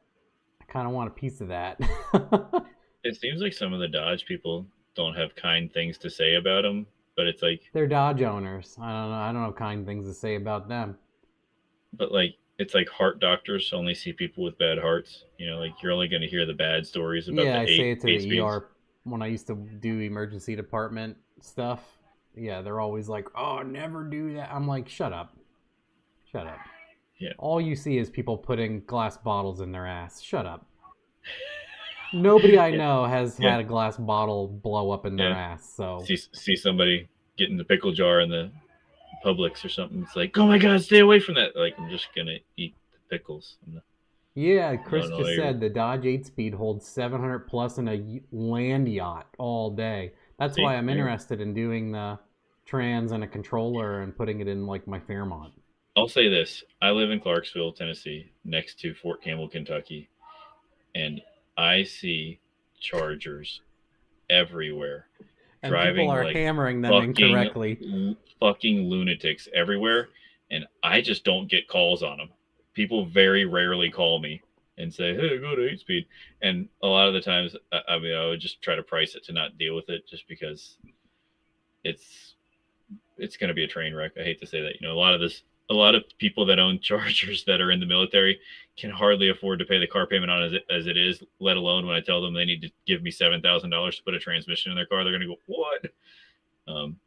So yeah, it's coming though, I'm sure. Cause I mean, a lot of them are probably under warranty now, but I'm sure the day will come where I'll be like, hey, can you fix my ZF 8 HP? And I'll have to take it on, because there'll be money in it. Cause Dodge is, I wouldn't want to own. I own a Dodge truck, but I wouldn't want to own anything other Dodge other than that. Somebody said earlier, I just love Crown Vics. That's all I care about. But where was I going with that? But yeah, no, I don't want those Dodge problems. But it'll come. I'll start to have to fix them someday. I'm sure we'll figure it out when we get there. Chargers, this guy writes. And it's like that meme: the people with the V6s drive the craziest. Mm-hmm. No one drives crazier than someone who couldn't afford the V8 model or whatever that means. So true. And I daily drive an old cop car everywhere, and people still drive like lunatics around me. So I can only imagine. Says they're barely replacing them with aftermarket stuff in the TRXs, and one of our friends tunes the Reaper tuned ones that are like turbo with the blower, and they make like 1,300-ish. And like at this point, they're barely replacing parts, and that's a lot of truck and a lot of power. Is that the 8 HP 90? Because I think there's a 70, 80, and a 90, right? And like the 70 is in a V6, the 80 sounds right is in a V8 car, truck, maybe my wife's SRT8, and then obviously Demon Hellcat TRX is the 90, I think.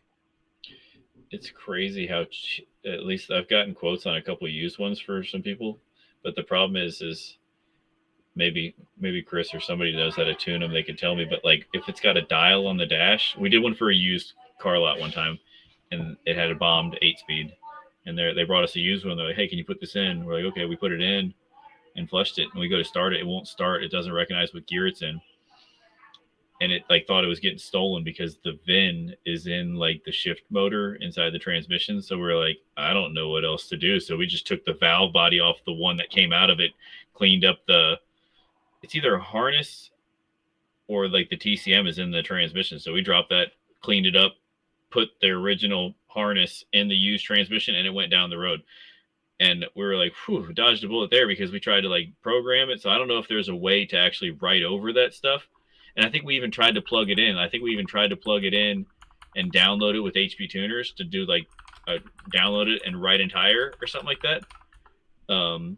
But it didn't work. So we're like, screw this. We're up a creek with no paddles. Let's just take the old valve body off and swap it all. So because I would love to get into that, because dude, like LKQ sells those 8-speeds, at least for the trucks, for like $400. People were telling me $500-$600. It's like, good God. I'm like, I could mark this freaking hell out of that. Yeah, I want to try one. I should stop talking about them. Mm-hmm. Jamie says nice pillows. I don't think she knows the ordeal in the beginning. Yeah. Cooling pillows by Columbia. Mic drop. I'll look into that. Can it go flat? Like, I don't want support. Like, I don't like sleeping like this. I want to sleep flat. If I ever see Cam at the track, I'm bringing him a pillow. Do it. I'll probably need it to see over the steering wheel. Honestly, that's not a bad present at all. Jeez. I drove this truck like this today. Like, it was a squatted truck, and it needed a ton of work. And I'm like, you need cooler lines, yoke. It needed a ton of stuff. And he was like, I guess mom's helping him. She's like, just do it all. I'm like, I was hoping they didn't want it done because it needed so much. And they went for it. So, and the wheels were so wide they wouldn't fit on the flatbed. So he's like, I had to borrow tires and wheels from my buddy to put them on. And, well, he came. He's like, I took my wides off. I was like, your what? He goes, my wides. The wides. I guess that's what they call them down here. I took my wides off. So he seemed like a nice guy. But Chris, I think it was Ortiz way in the beginning. Now it just hit me. He goes, when are you building a big wheel car and racing a donk? Dude, I've joked. I'd love to find some Forgiatos and put them on my car because I like I said, I like the science behind different types of racing, like burnout racing, burnout cars. Yeah, that was a joke until that guy was cutting like 60 foots and romping people, and I was Better like, than me. whoa. Better than me on a tire, like an I actual tire. respect that all of a sudden. Because you're like, what a joke that is. And he's like, blah. And you're like, okay. It would be fun to just show up somewhere as a nobody, because that's what I am, just with a Crown Vic on big wheels and go. Because it seems like you would have to like run like low sixes in the eighth or like high fives to stand a chance. But a lot of those, it's like anything. Once you do something, once it's out there long enough, somebody's going to go full tilt and be like, okay, I'm building a 25.2 donk. And I bet you there's people going 550s now on a 24-inch wheeler. I think they race on 26s. That's the thing. Like if you race on anything smaller, they're like you're not real. Not big enough wheel. No, I'm going to wet my pants so you guys talk amongst yourselves. I'm after you shortly there. But yeah, what was I talking about?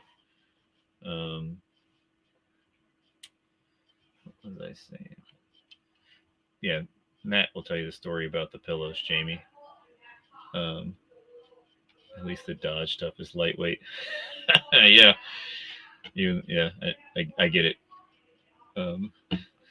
Monkey Fab, he's too funny. But our electric die guy clones the TCMs and those and Mercedes stuff to bypass security. I've never had a good experience. So yeah, we were on the right track, just swapping TCMs. The floral lady loses reverse when warmed up a bit. What's the best guess? Usually it's got like 150, 200,000 miles on it, and the band, the low reverse band is glazed up, and that's why it's not taking gear. Assuming it's a 150, 200,000 mile unit. If it was a fresh build, it means you didn't get the center support bolt tight. 1K minimum payout. It's like 3 cars. Donk race I went to here. So it's a 24-inch class. I wouldn't 24-inch Bogarts. That I'm sorry. I probably am unmuted, smashing my keyboard. The trap house pool looks good. Did you show her the picture of it? I did. Yeah, I sent it to her immediately. I was like, look what's going on at the trap house.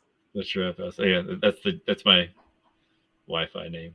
TRX has a 8 HP 95. Hellcat's at, wow, there's even more delineations. It probably all it means is there's just more clutches, or the drums are slightly bigger. They're all basically the same thing. Maybe a 95 is like a 4L85 when people are like, oh, I got a 4L70. Yeah. And you're like, still garbage. Same thing. 4L85. Okay, you are trying to impress people and you're looking like an asshole. I don't have time to argue with most people. I've told a lot of people I know that if they start just telling me I'm wrong or something like that, I go, okay. And I'm like, and when I say okay, it means I think I'm right and I'm not going to argue with you. So like everybody knows, like everybody that's close to me knows that if they're arguing with me about something with either with cars or in life or anything, I go, okay. You just give them the sharp okay. You win. You win. I'm not here to debate you, or I can go to sleep tonight. I'm not an egomaniac. I'm not too proud to say I'm wrong. I don't have the energy for it anymore. I am literally, I don't think I work harder than a lot of people, but like literally from 8 a.m. to 5 p.m. I am walking. I'm either building a transmission, checking a car, dealing with the customer, etc. I average 12,000 steps a day.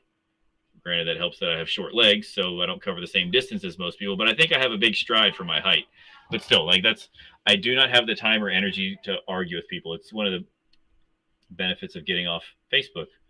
I just don't have to argue with people. I post some stuff on Instagram because I've got a lot of geeky Crown Vic followers like myself that people appreciate, and once every 6 months I'll make a YouTube video. That's where I'm at. It's a great position in life to be in, I feel. Did you see the guy that said my 80E loses reverse when it warms up? Yep, I answered him when you're. I'll tell you, since you're probably curious. if you leave the center support bolt almost tight, when you tighten the center support bolt on a 4L80, it's actually the feed. I'm making like weird hand movements. This will be like I know exactly what you're talking about.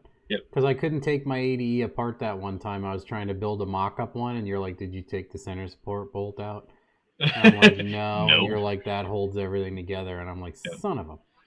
But it's basically it's the right thread for the center support, but I think the threads aren't cut deep enough, so it feels like you're cross-threading it when you tighten it in, and they give you a new one with the kit. And if you don't get it tight, it'll feed it creates a gap between the case, because where the center support is cast iron and inside of the case it seals on the aluminum, and like there's no gasket there. It just smushes the center support to the inside of the case. So if you leave it loose, reverse needs it'll leak there.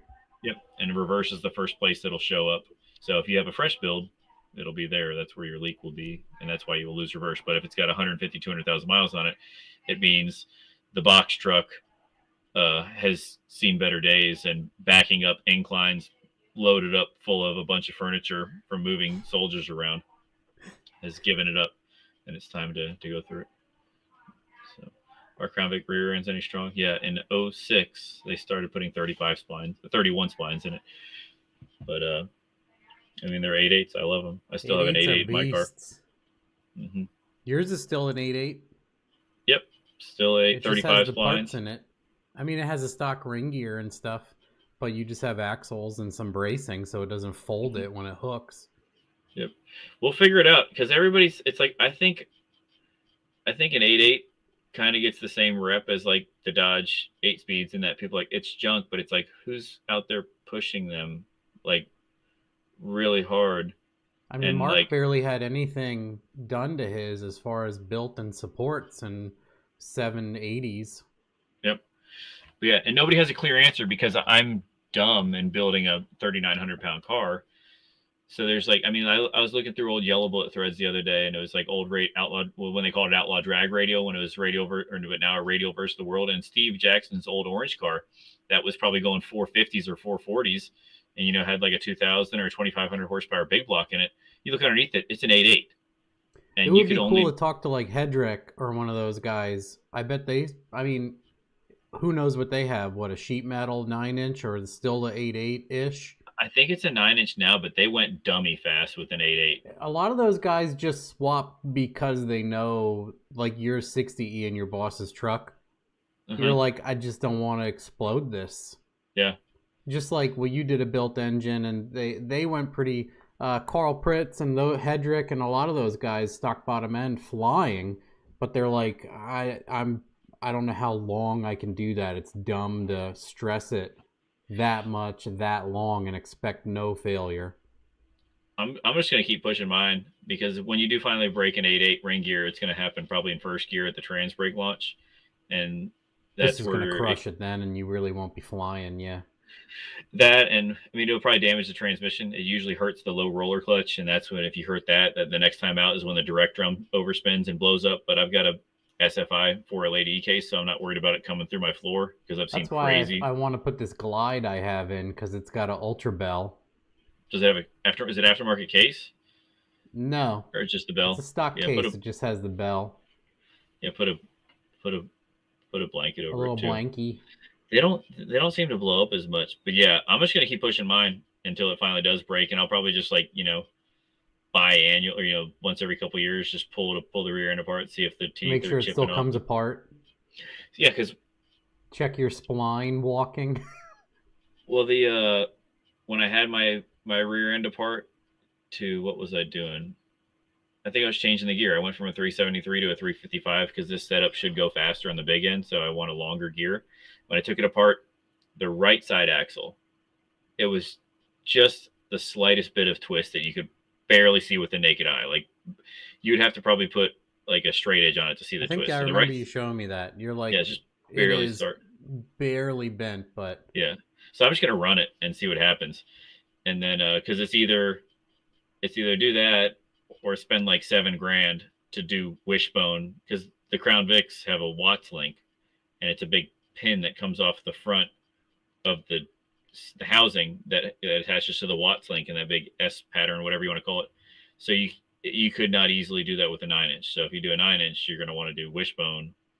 And then at that point, it's like you're redoing. It'd be $7 or $8 I bet to do a 9-inch in my car. It's like, let's just keep running this 8.8 because like I said, nobody has data. Or I mean, I'm sure there's somebody out there, but I called TRZ, I think, and then I called a couple other places, and I'm just like, hey, what's the fastest you've seen an 8.8 go in a 3,900-pound car? And everybody's like, I don't know.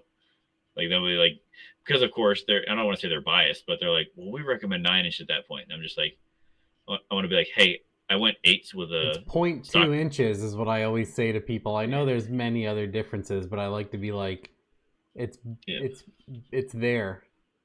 I got a text message really quick. Turn the water off. We're filling our pool. The water. Do you run a bearing support? I've gone pretty fast without the bearing support. I've gone pretty fast with almost nothing done to a car, but it's not any length of time that Cameron had. You've had your car so long, it's been so fast. I have a bearing support on my car. That was like one of the first aftermarket like mods I did or I bought. I'm like, oh, those look cool. And I bought one in like 2011 or 10 at NMRA in Bowling Green. Oh, look at that. That's you want to say hi? No. Say hi. I can say hi. Your hair looks nice. Hi. She's a pretty lady. I'm hideous. They don't want to see me. She's pretty. Cameron is a smart man. Just pop in for 1 second. No. It's really good. Try it. I bet it's good. He'll try it if you come on camera. He's not going to say no to coffee. He said, I will drink it if you come on camera. Wow, this is hot. It's crack. God damn myself. Oh my. Yeah. Mm-hmm. What is this? Crack. This is some gourmet S. Yeah, it is. Oh boy, thank you. Love you, good night. I got a coffee. Yes. I'm excited about this. I love the comment that analog to digital. I love how Cameron's post on Yellow Bullet asking questions about SP. Yeah, turned into how much horsepower C6 robs. Those dudes are just boomers in that NA section. I try to keep things under wraps, but I'm not significant. People will forget about it. I have that 83 gram marquee. I want to burn it. I'm going to turn it into a burnout car, and I'm going to buy it. Or as soon as my friend gets his truck together, he's going to bring me a Ford Bronco. He's selling me the whole thing for dirt cheap with not a Bronco, F-250. F-250 with a big block Ford in it, where they like from the 90s that made like 203 horsepower. And I'm going to, because I like to, we like to push stuff that people are like, don't do that. And I'm like, it's a big block Ford. Let's see how far we can push it. And I'm like, I called Kazi, and I'm like, hey, have you ever pushed a big block Ford stock bottom end bar? And they're like, oh no, you need to buy this $4,500 rotating assembly and all this other stuff. And I'm like, I just want to do burnouts. And they're like, won't live. I'm like, oh, okay. And then like I asked Yellow Bullet, and I'm like, hey, could I make like stock rods and some, dome pistons live at 500 horsepower? And everybody's, that C6 is going to rob horsepower. And I'm like that with the white monkey, like I asked you about a big block Ford. Why are we talking about a C6? It's a burnout car. It's not gonna, and it's just a pipe dream right now anyway. Why are we talking about a C6? Everything robs horsepower.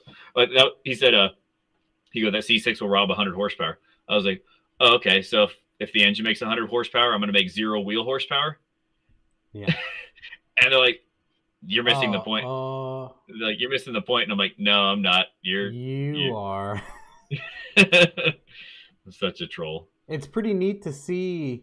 I think I told you the other day, I saw something or talked to someone. I think it was a YouTube video. They engine dynoed a car at exactly 1,000 flywheel, and then they did a hub dyno, and it made 750.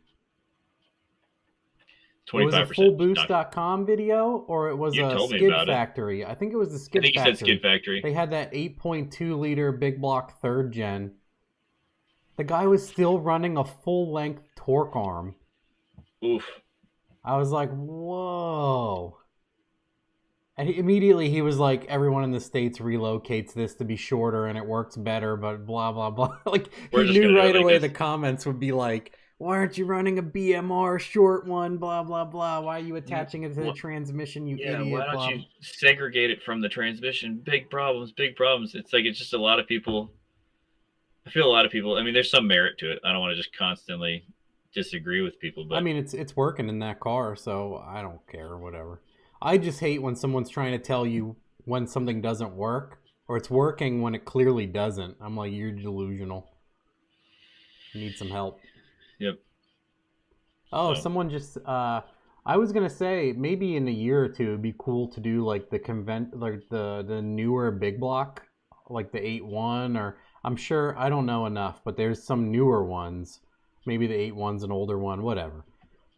But there's some of those newer coil pack big blocks, and I'm like, man, that would be pretty cool to do something beat up one of those just for fun. As long as it's not so gigantic, I immediately get annoyed and put a 5.3 in. Is Cameron's shop in the description? Yes. The video description? Did I do it? I think you just called it A&H Transmission. Yeah, I think otherwise A&H Trans in Clarksville, right? Yeah, usually after somebody mentions me or watches a Cletus video or something like that where he mentions me, they'll call me, and I appreciate that, but we're just too busy to. I don't like shipping transmissions. We did the Turbo 400 in Whistling Diesel's great General Lee, that Turbo LS one. So, but that was like the last one we shipped out, just because it's a big.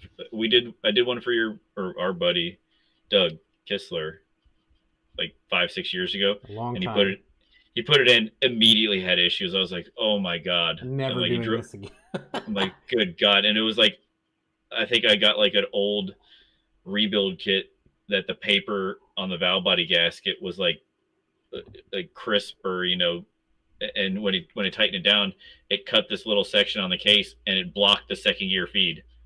And it just, it had no second gear. And I'm like, oh, because he told me about it. I'm like, oh, great. We flipped the sprag somehow. I thought I put too much pressure in it. And then Corey Edelman took it apart. And I was like, oh, stop tearing it apart. You found the problem right there. I'm like, just take that paper off. But yeah, that's just like my biggest fear is shipping a transmission to somebody. And we're living that right now. My 60E is doing dumb things. Yep. And you're like, well, I do 100 of these a month. Why is yours? Of course, yours is an asshole. Yep. Well, and then at least Wes was like, this is an issue. It's a known issue. Yep. And I was like, okay. But then we did manual wiring harness and everything else, and that's fine. Yep. What's interesting is that where I can lock it in third if I do everything carefully.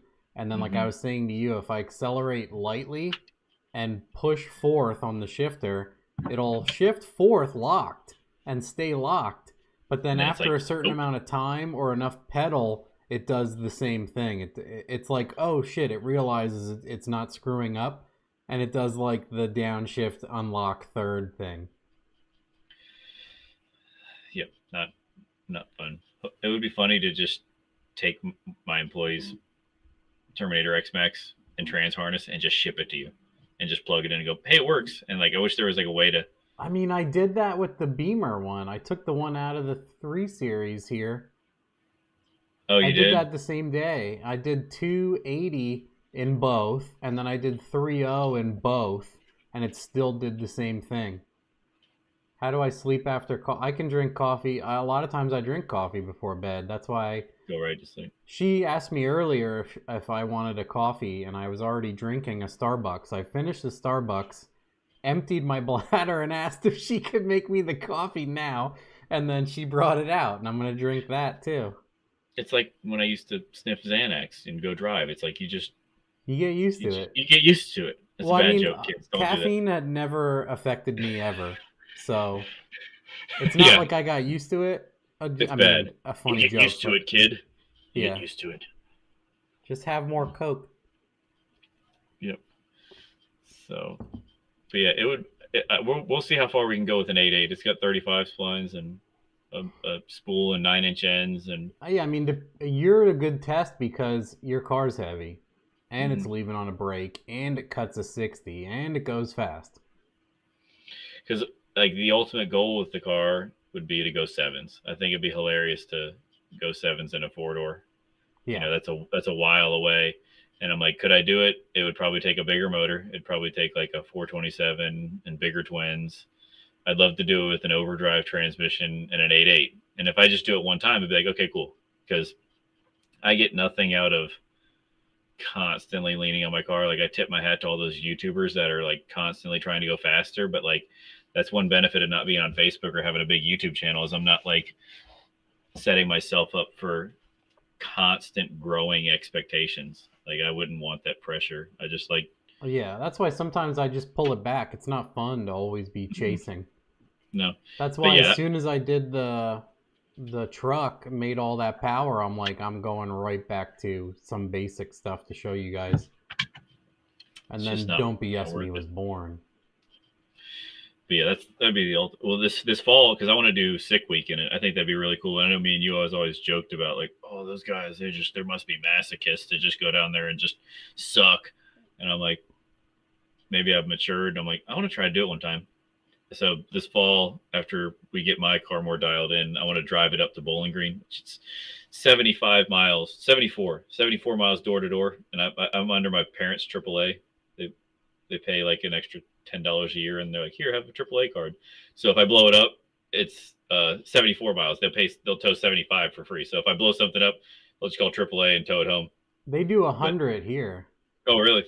Our plan is 100. You get like 3 100-mile tow. Maybe it is 75. Jamie will know if Jamie is the one who does that. Yeah. You welded the tubes? Yeah, I always weld the tubes. I'm sure your tubes are welded. I'll take some pictures of it and send it to you if you ever want to post on Sloppy, or just go to my Instagram. I'm sure there's pictures of it on my Instagram. Diff? Yeah, mine. It's welded tubes. It's there's bracing underneath. It's _LSX. So, but yeah, there's scroll pictures back of it. And start liking things from 52 weeks ago. Only pictures of Cameron. You know what's weird is I'm sure you probably get them to you. Do you get the ones? I don't know if it's a bot where like they like do like the T-shirt designs or whatever, and they're like, "We'll draw your car on a T-shirt," and it's always like they've got like 100 followers, but they're following like 4,500 people, and they're like, "Send us your car." Yeah, and the one that's like DM your car to something instant rides. Block. You're slipping. Get Instagram because I don't post anywhere else. I feel like Instagram is the perfect amount of barrier between like humans and contact with me. It's like if you like a picture, just look at it, and then it's nice.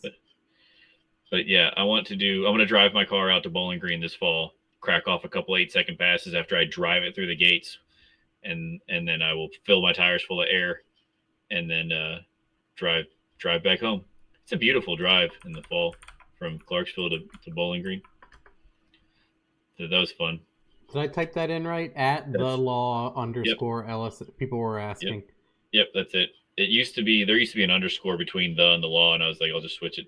I'd love to just have the law or Cameron Vick, because that's like my name on all the forums I'm on is Cameron Vick. But there's a Cameron Vick already on Instagram. I always want to message him and be like, because I think I've gone to his page before and he never posts. I want to be like, hey, can I just have that? Can I just have Cameron Vick? Let it go, please. Or like the law, it's probably some like girl who's like a law student. Like, I'll take that.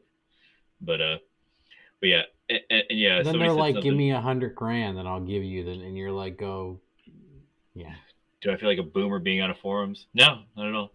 It's my life is so full with other things. I just occasionally post.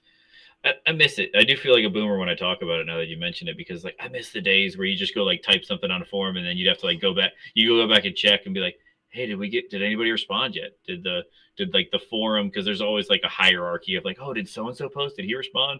I miss those days. Simpler times. It's tough, yeah, because that guy hosted the forum for us, and I just can't. You can't keep up with the forum stuff anymore. I can't. No. No one else can, obviously, because no one else is. And before you know it, it'll just eventually get to the point where it'll be like, you just like you get the Neuralink and you can just communicate with everybody. They ain't chipping me. I ain't putting that in me. So, but yeah, I the more I mature and grow, it seems like drag and drive is probably right up my alley, because I'm a test and tune warrior. I am never going to be a class racer. My car's too heavy. I I don't have a big enough ego. I don't have a big enough bankroll to be a class racer. So I'll just show up at a track after I drive it there, crack off one pass, and on to the next one. I will take my Kia next year, and I'll just talk smack on everybody through a loudspeaker the whole time. That'd be great. And hopefully, one of my As other I'm going graphics down we the do- track, I'll yell out of my own PA. Like, oh, you guys suck. No, I'll just make noises and go "Durr, Miss Third, shit. Whoops. Have fun pulling that head after that pass. I don't have the energy. I see guys like, we're pulling heads, we're doing lifters. And I'm like, dude, if it gets anything beyond if I got to put anything more than a plug in a tire, I'm bowing out. Y'all, you can pick me up. I'm not pulling a head on the side of I-275. No interest in laying Not on happening. the ground with. I'm not pulling a transmission. I'm not changing a sprag out. I mean, I'm in some motivated, pits. but I don't even want to do that here. Like the 60E cooler lines, I had to be like, shut up, stop being a bitch, and do the lines end to end, or this will never end. And then I did. Yes. Matt, how many vehicles do you have? Not your wife's. You personally, I guess. I'm gonna go to the restroom. Give me a second. I have 4, but I think she bought me one of them to set. I own 3 cars, but I have 4 technically. So I have 2 Kias and my Fairmont. And Jamie bought me the Mustang. So it's registered under her, but it's my car. Does that make sense? The other 14 are hers. Yeah, I have a 13 Kia Soul, a 17 Kia Soul, a 78 Fairmont, and a 02 Mustang that's actually hers.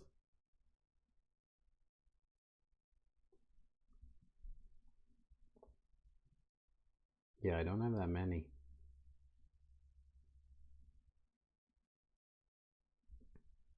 What did I miss when I was taking a leak? Anything good? Already, man. Konnichiwa. I would like to do the I don't know what I missed, but I would like to go try to redeem myself and actually just make a pass at the Christmas tree race this year. Actually, maybe even just make a full pass that I can floor it the whole way and it actually goes a single digit. But yeah, if I tried to do the 850 class at Sick Week, I would be on the ragged edge to get there. Yeah, you gotta. I think one of my buddies told me, he's like, if you're gonna try to run that 850 class, you need to be able to run an 850 with like a 142 60 foot. So, because you're gonna go to a track where it's like, oh, shit's junk. I gotta go. I gotta make it up on the big end. When my car ain't that fast, it's not gonna do an 850 with a 142 60 foot.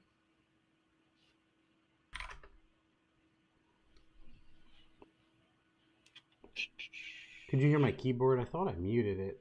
Someone was saying, how do we store all the cars? And I was saying, well, earlier we have like 3,600 square feet of garage, 3 garages. And one of them can hold 6 cars, but it has a 16-foot ceiling, the new one. And we want to put lifts in it to capitalize on the vertical space. Anyway, yeah, that's enough of that. Jamie has all the cool cars.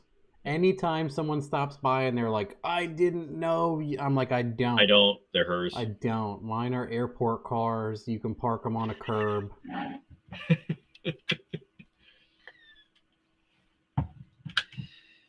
She literally drives my Kias because the other cars are so valuable and nice. They're too nice. Lately, the weather has not been great.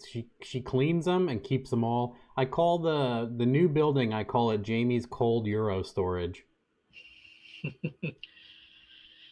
It's so great about driving a $1,700 Crown Vic is, when you're driving through, I'm sure you do it too. Like if you're driving through a parking lot and you're following the law, like going through the lanes, when you see somebody driving diagonal through everything, I just don't even slow down. I'm like, dude, please It's When so they see a empowering Kia Soul with a light bar on it and a hitch, because they just know we don't care. they're like, They're oh no. they don't care, but they realize instantly our level of apathy about a car. And the irony of it is my '06 Crown Vic, some guy dropped off a taxi the other day and he's like, oh man, that's a really clean, like a taxi Crown Vic.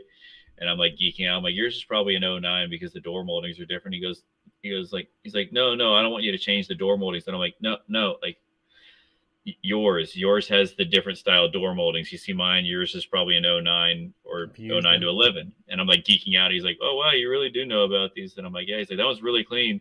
And it's 17 years old and has, well, it was built in '05. So yeah, it's 17 and a half years old. And it was 200 something thousand miles on it. And it's pretty clean. I don't have a ding panel on it. I mean, like you get up close to it, you can see kids at supermarkets open their door into it. So it is what it is. But yeah, it's very clean, relatively speaking. This guy that wants a converter recommendation should get you should probably get the looser Jags XHD in the sloppy wiki for that combo. It's a 75 turbine, so it's not gonna. The loose one will be fine for 800 to 1,000 rear wheel and a 3,300 pound Fox or less. And it's like 460 now. It went up, but it's still it did very reasonable. Or you could call Jake's, and he has a budget steel face converter, which I had an 8s for 8. But a steel face isn't really a street converter if it's going to get any heat in it. But he can spec you. I mean, he nailed the 8s for 8 one. It's funny, if you're honest and you have realistic expectations and goals, that people can really help you meet them. I feel like a lighter car, you can miss the mark a little bit. Yeah, like that's the whole thing. Almost everyone's building a Fox with that much power, with that weight, and that converter is just the key to success. Yep, you can miss it. You can miss the mark a little bit. Actually, my friend was asking the other day, there's four part numbers for those XHD TH400 converters. But the other two are big. And if you have a turbo like car, size. It's going to be snowmobile rev limiter, guys. Yeah, they're like full-size converters. You know, like full-size, like a factory. Like a 12-inch or whatever. Oh, no, converter. I mean, they're too high. Oh, they're too big a stall? Too high a stall converters? Too high of a stall, not circumference, yeah. Okay. They're like, like an 8-inch or something ridiculous. Yeah, I asked Pete. This is an interesting one. I asked Pete what converter I should get. Oh no, Andrew's there. He said they're all 10s. Anyway, yeah, they don't hold the power as well. Maybe if you had a lighter car, it could couple and you had some RPM in it. But those two that I listed are just money makers. Somebody like Dario probably has all four of them and has tested all of them and has data on every single one of them. Yeah, unbelievable. I tip my hat to people that have that time and energy and the desire to teach other people what they know. I love when there's like a long thing and we're all trying to figure something out. He's like, drill a hole and put this in it. And you're like, hold on. You say this with such confidence. He's done it. He's done it 30 times. Yeah. It's so funny. I can't wait to get this torque storm. It's on the way. What was I going to say? Oh, something I learned recently. You would like this fact. So like a liter, like is like 60. I think it's like 60 and a half cubic inches. So like a 7 liter engine, 7 times 62 ish or whatever, it gets you 427. Yeah. So we had a bunch of our old oil taken out, and like we have big oil bins behind our shop for transmission fluid, and the guy was pumping it away. It took him a few months to get there because we were trying to give it away. It's hard to give it away because a lot of we give it away to a few places that for waste oil, but in the summer you can't really give it away. And the guy was like, "Hey, this is how much oil we've taken out already." He showed me like on his calculator on his phone. It was like 600 something gallons. I was like, "Oh, how'd you know that?" I was like, "Do you got like a gauge on the side of your big dump truck or whatever? You're pulling this oil away?" He goes, "No, I just did the math." I'm like, "How'd you do that?" And he goes, "It's length times width times height. Depth of the oil in inches divided by 231 will give you the gallons." I was like, that is because then I instantly thought of cubic inches to liters comparison because I did the math years ago. I don't know the exact number, but like I just remember like, my dad told me 25 years ago, like, it's 6.6 liter Pontiac motor or whatever. It's like a 400 or something like that, I think. And somebody will correct me. So I just did the math. I just rudimentarily, like, well, 400 divided by 6.6 gives you like 60.2 or something like that. So it immediately thought of that, which makes sense because a liter, there's roughly 4 liters in a gallon, roughly 4 times. No, that's not right. 8. I don't know. But yeah, I did the math. It's a 231. 231 divided by length, width, height, and inches will give you, if you ever need to, totally useless knowledge. But if you ever need to calculate how many gallons are in a container that is a rectangular or square prism, that's how you do it. Is the Turbo 350 viable behind a Turbo LS? No. What is like that meme where it's like, how do I love thee? Let me count the ways. Like, let me count the ways why a Turbo 350 is not a good idea behind a Turbo LS. All Turbo 350 cores are junk, and I hate to say that. My good buddy Grady likes building them, but like, you have to take apart 5 Turbo 350s to find good parts. There's no real cheap intermediate Sprag option that can make horsepower, and other than that, they can take some power, but put a 400 in it. You can take a 4L80 direct drum and put it in there with a few valve body and pressure mods and make 1,000 400 horsepower. costs like $3 to hold power. The super basic Turbo 350 in my 3300. Drill some holes, shove some bolts in. Andrew probably did a lot right. You probably shifted the 1-2 shift pretty early and, kept it cool and all that other stuff. But a lot of it is user, as we know. Yeah. If you want something that's not totally idiot proof, but like much more idiot proof, a Turbo 400. I mean, look at the people shifting off the rev limiter every time at the track. Like, do that before you hit the limiter. It's a simple thing, but yeah. So I'm sure your transmission builder appreciated everything you did. You did burnouts properly and all that. Yeah, I mean, they can work. I'm just jaded. Because my business partner, like, if I say the word Turbo 350, he's like visibly nauseous. He's like, we don't touch anything older than 96. And I just accept it's a Turbo 400. But yeah, Turbo 350. I just remember vividly the last like 3 or 4 we did.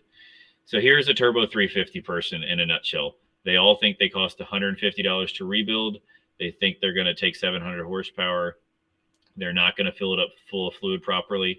It's going to leak because they don't have the right yoke, or they didn't put the dowel pins in the engine. They're going to nuke the pump, and then they're going to get mad at me for all that after I've built a transmission that I made $300 on. Meanwhile, my business partner's behind me cranking out 6L80s, making a gang of money. And it's just not worth it. No. I mean, if somebody can do it in their garage, as a hobbyist, a Turbo 350 can work. But for a production shop like us, it's just not in the cards. I always feel like a piece of trash when I build a Turbo 400 for somebody, like a local racer or a buddy. And he's behind me, slumped over with his screwed up back, building 6L80s, making 4 times what I'm making in the shop. And I'm like, I'm a day and a half into it, still walking next door to get bearings or hubs to machine. And I'm like, almost done, partner. And he's like, just go, okay, it's okay. And I'm just like, God. Please help. Stop working on garbage. Stop working on something where someone's not going to fill it and screw up the linkage and burn it in 2 seconds. What is this? I love this. My Turbo 350 leaks like fucking crazy, and it was just rebuilt. It's like memes write themselves. Yeah. I hope he's being. I don't want to say I hope he's being serious, because I don't like when people have issues. But it's like it's all the same. They're just. The last time they built a Turbo 350 was in 1981. That was 5 years before I was born. So. This HD2 kit, yes, but I did a video, but dude, it's got to be 10 years old. What you should do is check out, it was a 21 Bravo, Ryan Blasser. Now he changed his YouTube name to Blasser Builds. Mm-hmm. He did a video on the HD2 stuff and what to omit and what to use. And one of the big ones is that pressure relief thing. You just throw it in the trash. And I think I watched it, and I agree with all his points. He did a really nice video that's way more recent with all of the things you should and should not do. But the HD2 kit still has good parts for cheap. Yeah, there's some good parts in there. I prefer Jake's kit because it's more simple. It deletes the accumulator function, which has its pros and cons. Like if it's like a stock size converter, definitely keep the accumulators active, because if you don't, it will knock your teeth out. Oh, Zero Fox's Cavallero. I just saw he just said, all new gaskets and seals, my driveway looks like a murder scene. Oh, God. I didn't see who was saying the comments about it until it... What does he have in a Turbo 3? What did he put a Turbo 350 in? Did he put it in his... He had a 4L80. Did he take it out of his Fox Buddy, a 4L80 and put a Turbo 350 in it? He has that Maverick, too. And that's stick shift? I don't know. He's got cars like I do. GM 08 GMC. Yeah, the 70 Le Mans. I called it a Maverick. 6L80 shifts hard in drive when cold. Pull the codes on it. It shifts hard while it's cold. It seems like so the 07s to 09s, the 6L80s I see them for, they usually have 150 to 200,000 miles on it. And just Google GM 6L80 TCM. There's these little orange discs that cover the, I don't know what you would want to call them, but like there's little pucks inside the valve body, or inside of the TCM, transmission control module, TECM. And after like 150 to 200,000 miles, they cut through the orange discs a little bit, and then it causes a leak.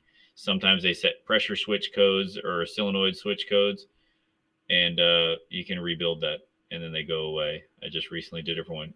Yeah, do the 6L80s go that far? They do. The 07s to 09s, I don't know why, but the 07s to 09s seem to last way longer. I think it's a combination of the tune from the factory and maybe the TECMs are a little bit differently, but that's what I would do. I would pull the valve body off and and take the TECM off of the valve body and look at those orange discs. I bet you they're cut. Yes, Turbo 350s are I just hate them. I hate that. That's a hard word, harsh. I don't want to look at them or touch them. And yeah, they are like a 4L60 from like the center support back. They're like a 4L60 without overdrive.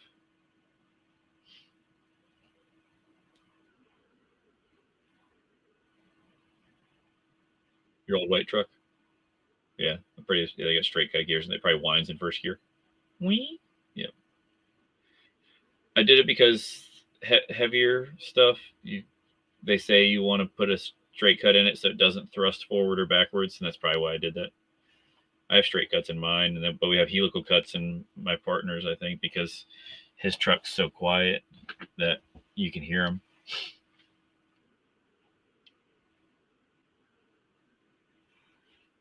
Yeah. Yeah. Just heavier stuff.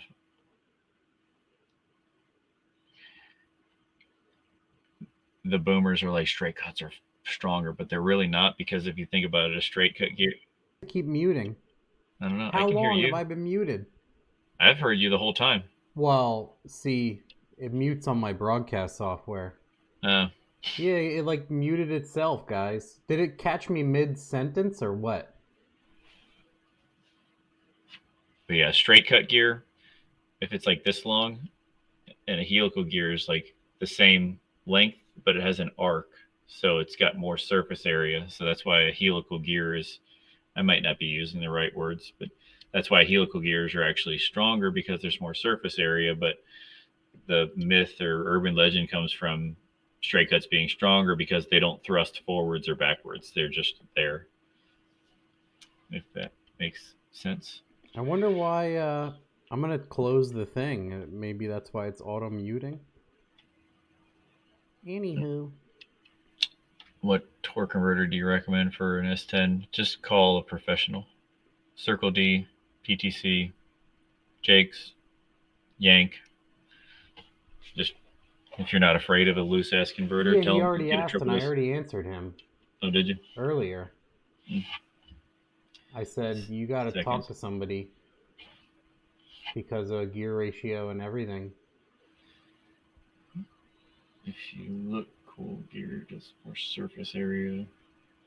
So, but I've used both, and I've actually killed a helical gear in my old 4L80, but that was the first one I ever built, and it was 10 years ago, and I probably missed a worn out thrust washer and a planet when I built it the first time, so it's probably doomed from the start.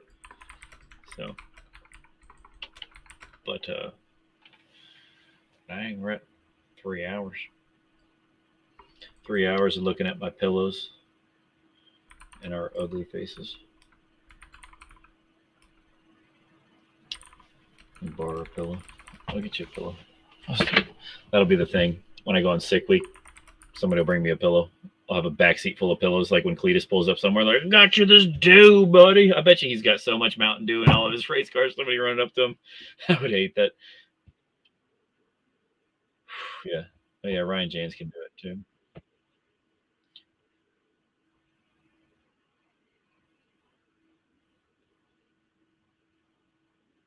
Admittedly, Mountain Dew.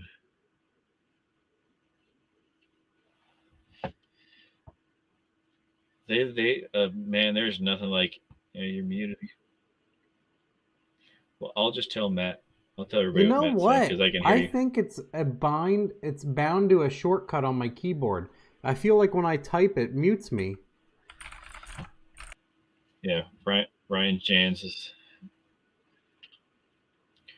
It probably thinks it thinks it's the algorithm is doing it for you. It's like No, he I must doesn't have want. made a shortcut that mutes it and forgot. Who the hell knows? Yep, type equals muted. Yeah, I'm gonna go fix that quick while you guys. Yeah, Ryan Jans is a sharp guy as far as understanding pump and turbine and stator and all that. I somehow interaction. set the mute key to the letter C.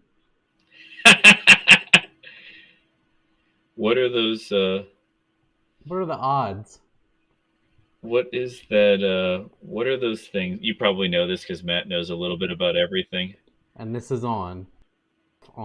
So yeah, anytime I type the letter C. Anyway, sorry, I was interrupting again.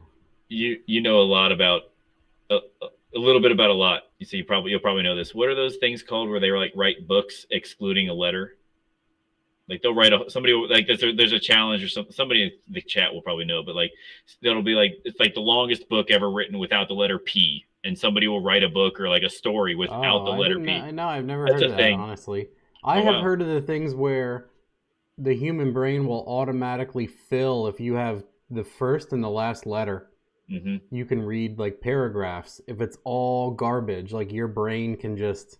I wonder if that's I wonder if that translates in foreign languages too. Like if you can do the same, if brains work the same in like Russian or Spanish, or if it's just unique to the English language and how that translates, you know? Yeah, I don't know because I don't have a good understanding of other languages, but especially like some of those Asian stuff that's written up and down or right to left. Yeah. Or both, right to left and up and down. I don't know how you ever see cursive Cyrillic? Mm-mm. It's Russian cursive. Oh yeah, I've seen that. It just looks literally all like S and R's. It looks like this. Letters. Everyone's Googling it right now. Cursive Cyrillic. A lipogram.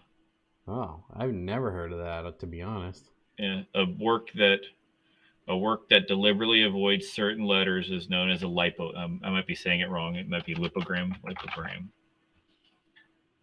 So yeah, if you could just type a lipogram without the letter C, you'd be good. Lipogram. Let's see. My daughter's texted me. Too many X's and crooked H's for Russian to be able to autofill. Can we go back to car stuff? Yes, absolutely. We have gone off the rails. Yes, I talk about a bunch of different stuff. Well, you can say what's next. Did somebody say? I think somebody asked me what kind of transmission I was going to put in a burnout car or something, maybe. They did. They asked, what would you put in the Burnout Dream Machine? Now that you said it, I remember. I'm going to put a C6 in it just because we have a big block Ford C6 core at my shop. And I'm going to put like a manual valve body on it and just shift second to third and just boil the tires in third gear. I think it'd be cool because everybody, I want to bring it to like the Cletus events. I think that'd be fun. And I would bring it to like the Ford NMRA races. And the boomers would just go bonkers over an all Ford powered Grand Marquis. They'd be like, oh my God, he didn't LS swap it. Thank God. So. That's why I'm considering like the modern big block for once. It would just be because I know we've joked and you've talked a bunch of trash about them. Like the rods are glass, but it would be interesting to see because surely to God, I mean, cubic There's inches a guy is on going to YouTube called Lawrence something that's pushing the 8.1, like the modern style LS based big block. He has a big block Silverado. And he turboed his, and he's like, oh, I can't believe it's living. And I'm like, man, people are pushing the smaller engine much harder. Yeah. And then I said, dude, you need to throw away your stock computer and do a integrated install. And he's like, I'm already working on it. Lawrence Tolman? Yeah, I guess you know who he is. I've heard the name before. I'm looking him up quick for everybody. What is stronger? Ultimate Sleeper Silverado 9 days ago. I actually didn't see that. I'm subscribed to him, but YouTube does that stuff to you. A turbo 350 is probably stronger because it's less going on and less to brake, and you can make them like fixed line pressure, I believe. 700Rs, that's like a very limited application would I use those in, just because it's like it's hydraulically controlled when it shifts and how much pressure it has, like with governor and throttle pressure, and it's just not the greatest. Today is design. a pretty if you could put a 700 on something, I'd put a milestone 4L60 in it with an aftermarket controller to control the shifts and lockup. But sorry, I looked up that Lawrence guy, and he has his primary video. They play automatically. I forgot. Well, I think I'm going to get out of here shortly. I'm going to go call my daughters because they're out of town. See what they're up to. Oh, yeah. How long is it? Where are we at? Wow, 2:44. What time? Man, it's almost 11 here. They're bored with us. How bad is the 4R100? They're not bad. It's the cars, it's the vehicles around them that suck. That's part of the reason we quit working on diesels, because the way it works is the rear differential speed sensor like goes up to the dash, and it's like it's called a PSOM, I believe, like something speed module. And then so it goes from the rear end to the dash, and from the dash to the computer, and then the computer outputs the solenoid signal when to shift. And if there is a break or a bad connection anywhere, you are freaking married to a 93 Ford Bronco for a month trying to figure it out. And people are like, you got that thing, fake shit. And then somehow throttle position sensor is somewhere tied into that. And we were like, no chance. We do not want to deal with that crap anymore. Do you think having the line pressure control circuit is better for a drag and drive car? No, because I mean, it's not a terrible thing, but from my understanding, what people say is having fixed line pressure is harder on the pump because it's just constantly. That's why I like my 4L80. It's just like, I bleed off, some of the pressure. So cruising down the highway, it's like 140, 150 PSI and not just pegged at 220. So, but I mean, people do it all the time without issue. I mean, you could probably daily drive a Turbo 400 with fixed line pressure. My dog has come to bother me. Bernie's mountain dog, Stella. She's trying to come up here to get the cat food. I think she's probably like, Stella. What y'all doing? Yeah. Matt is not a dog person. Matt just tolerates her. It's like, back up, girl. Just chill. She's coming to see if the bathroom's open. She's so sneaky. She'll come up and see if the door's open to go eat some cat food. How long have you guys known each other? That's a good question. Somebody asked an intimate question. If you were to do drag and drive with the 4L80, what data would you want to collect for the drag portion and the drive portion? For the drag portion, there's not really much data you can look at. Really, just line pressure and converter charge pressure. But nobody really even monitors that. I just added it just because I wanted to know what it is. But the story about how me and Matt met is I had a 2-valve. My Crown Vic had a 2-valve in it. I blew that up, and my buddy Wes was like, "We should put an LS motor in your car." And I was like, "Yeah, we should." And back then, I was broke, more broke than I am now. And I was like, we didn't even know about Holly. I don't know if it existed in 11. And I was like, well, everybody puts Megasquirt on it. So I just bought Megasquirt and MS3X and started wiring it myself. And then I think I just Googled Turbo LS MS3X and like stumbled upon LS One Tech and Denma. And I was like, oh no, there is that thread on Yellow Bullet. We talk about this every time. There is that thread on Yellow Bullet where somebody posted a video of Corey impacting cylinder heads onto an LS motor, and it was called like how to torque boosted LSX head bolts, and he was just brapping them down, and people were losing it. And they just go Google it. Yellow Bullet, how to torque boosted LSX head bolts. Pages, yeah. And people were like wishing death on Matt. They were like, "Fuck you! I hope you crash and die. You shouldn't touch a car." Like they were mad, and I was like, this guy, I need to be friends with him. Anybody that can make a group of people this mad, I need to be friends with him. Well, then I came in and made friends with all of them. And then it totally turned the corner. And then they stopped threatening me, wishing death on me for impacting head bolts on an $86 engine. Yeah, and then I found his old LS One Tech threads, and I'm like, hey, do you know how to do this? And you were like, yeah. And then like luckily I got in before the floodgates opened up or closed. And I was like, one night I was like, hey, this is a long conversation. Can I have your phone number? I don't want to be weird. You're like, sure. Then I called him one day and we talked for like a half an hour about shit.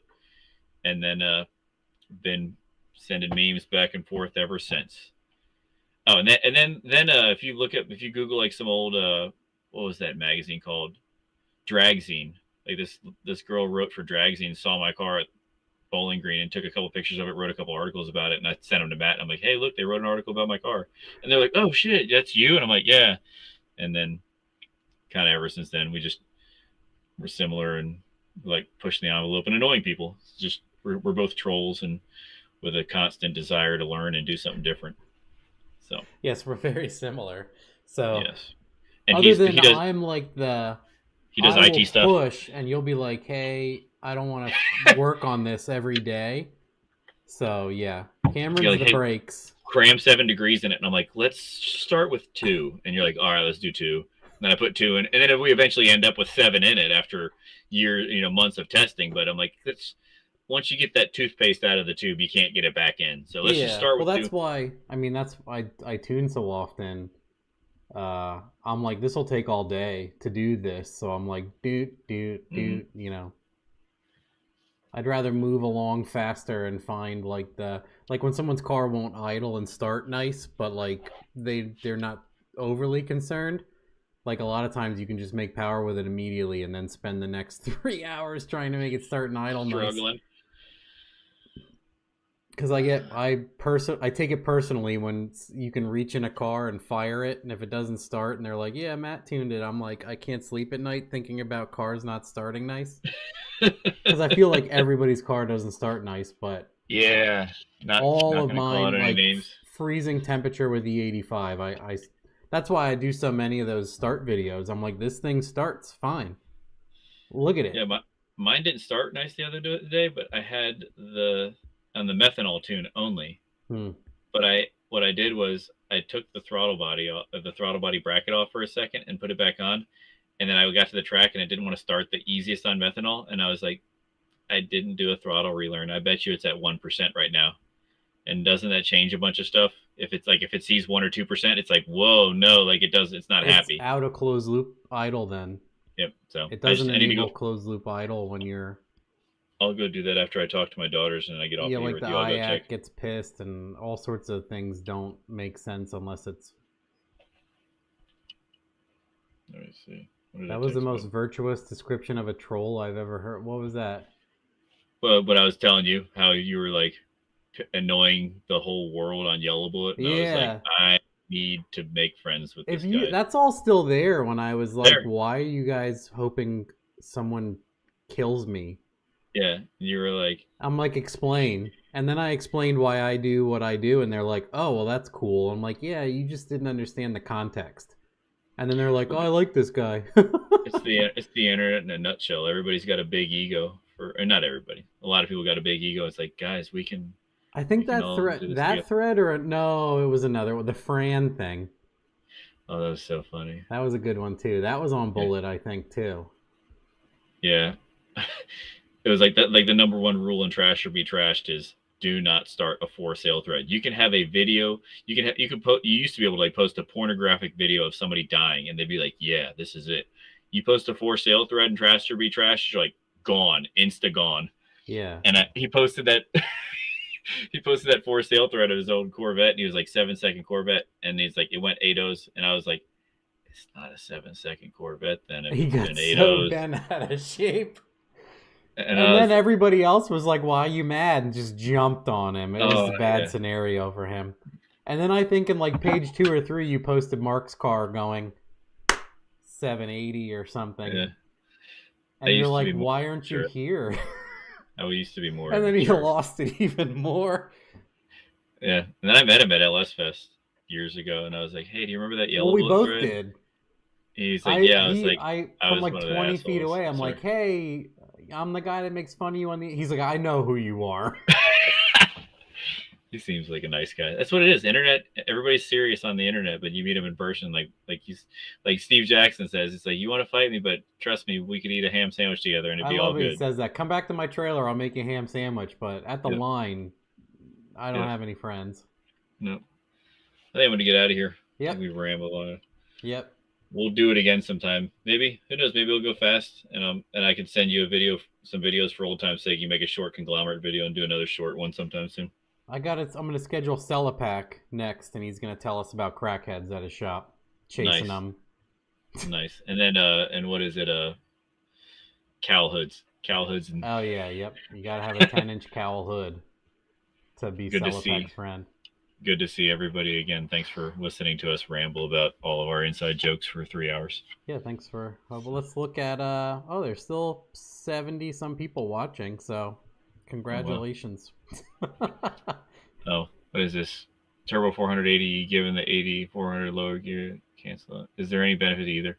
I like a 4L80 because for the gear I need to put in the rear of my car to go fast at the track, it wouldn't be fun to drive on the street. It's cake and eat it too, man. Without overdrive yet. And because I build transmissions professionally and I have 6 lifts, so if I have a problem, I can just take it out. So it's a little easier for me.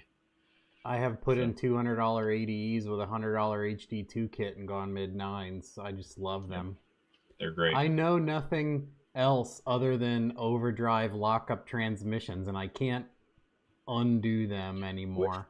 That's why the 60E is giving me woes, and I have a Glide, and I'm just like, I want that. It's the other day when I got it to do lock and forth, I was like, this is amazing. Please do this. And they both have temperature sensors in the pan. You get free temperature, you get free vehicle speed, you get free... all of that. And if you're using an ECU that's shifting for you, it knows what gear you're in, and you can do things by mile an hour, by gear, on a 3D table, use both. But it's exponential, obviously. But yeah, greatest thing ever. So many benefits, other than the converter costing a lot of money. Yeah. Anyway. All right. We'll see you soon. I'll talk to you later. Yep. Bye. See you guys.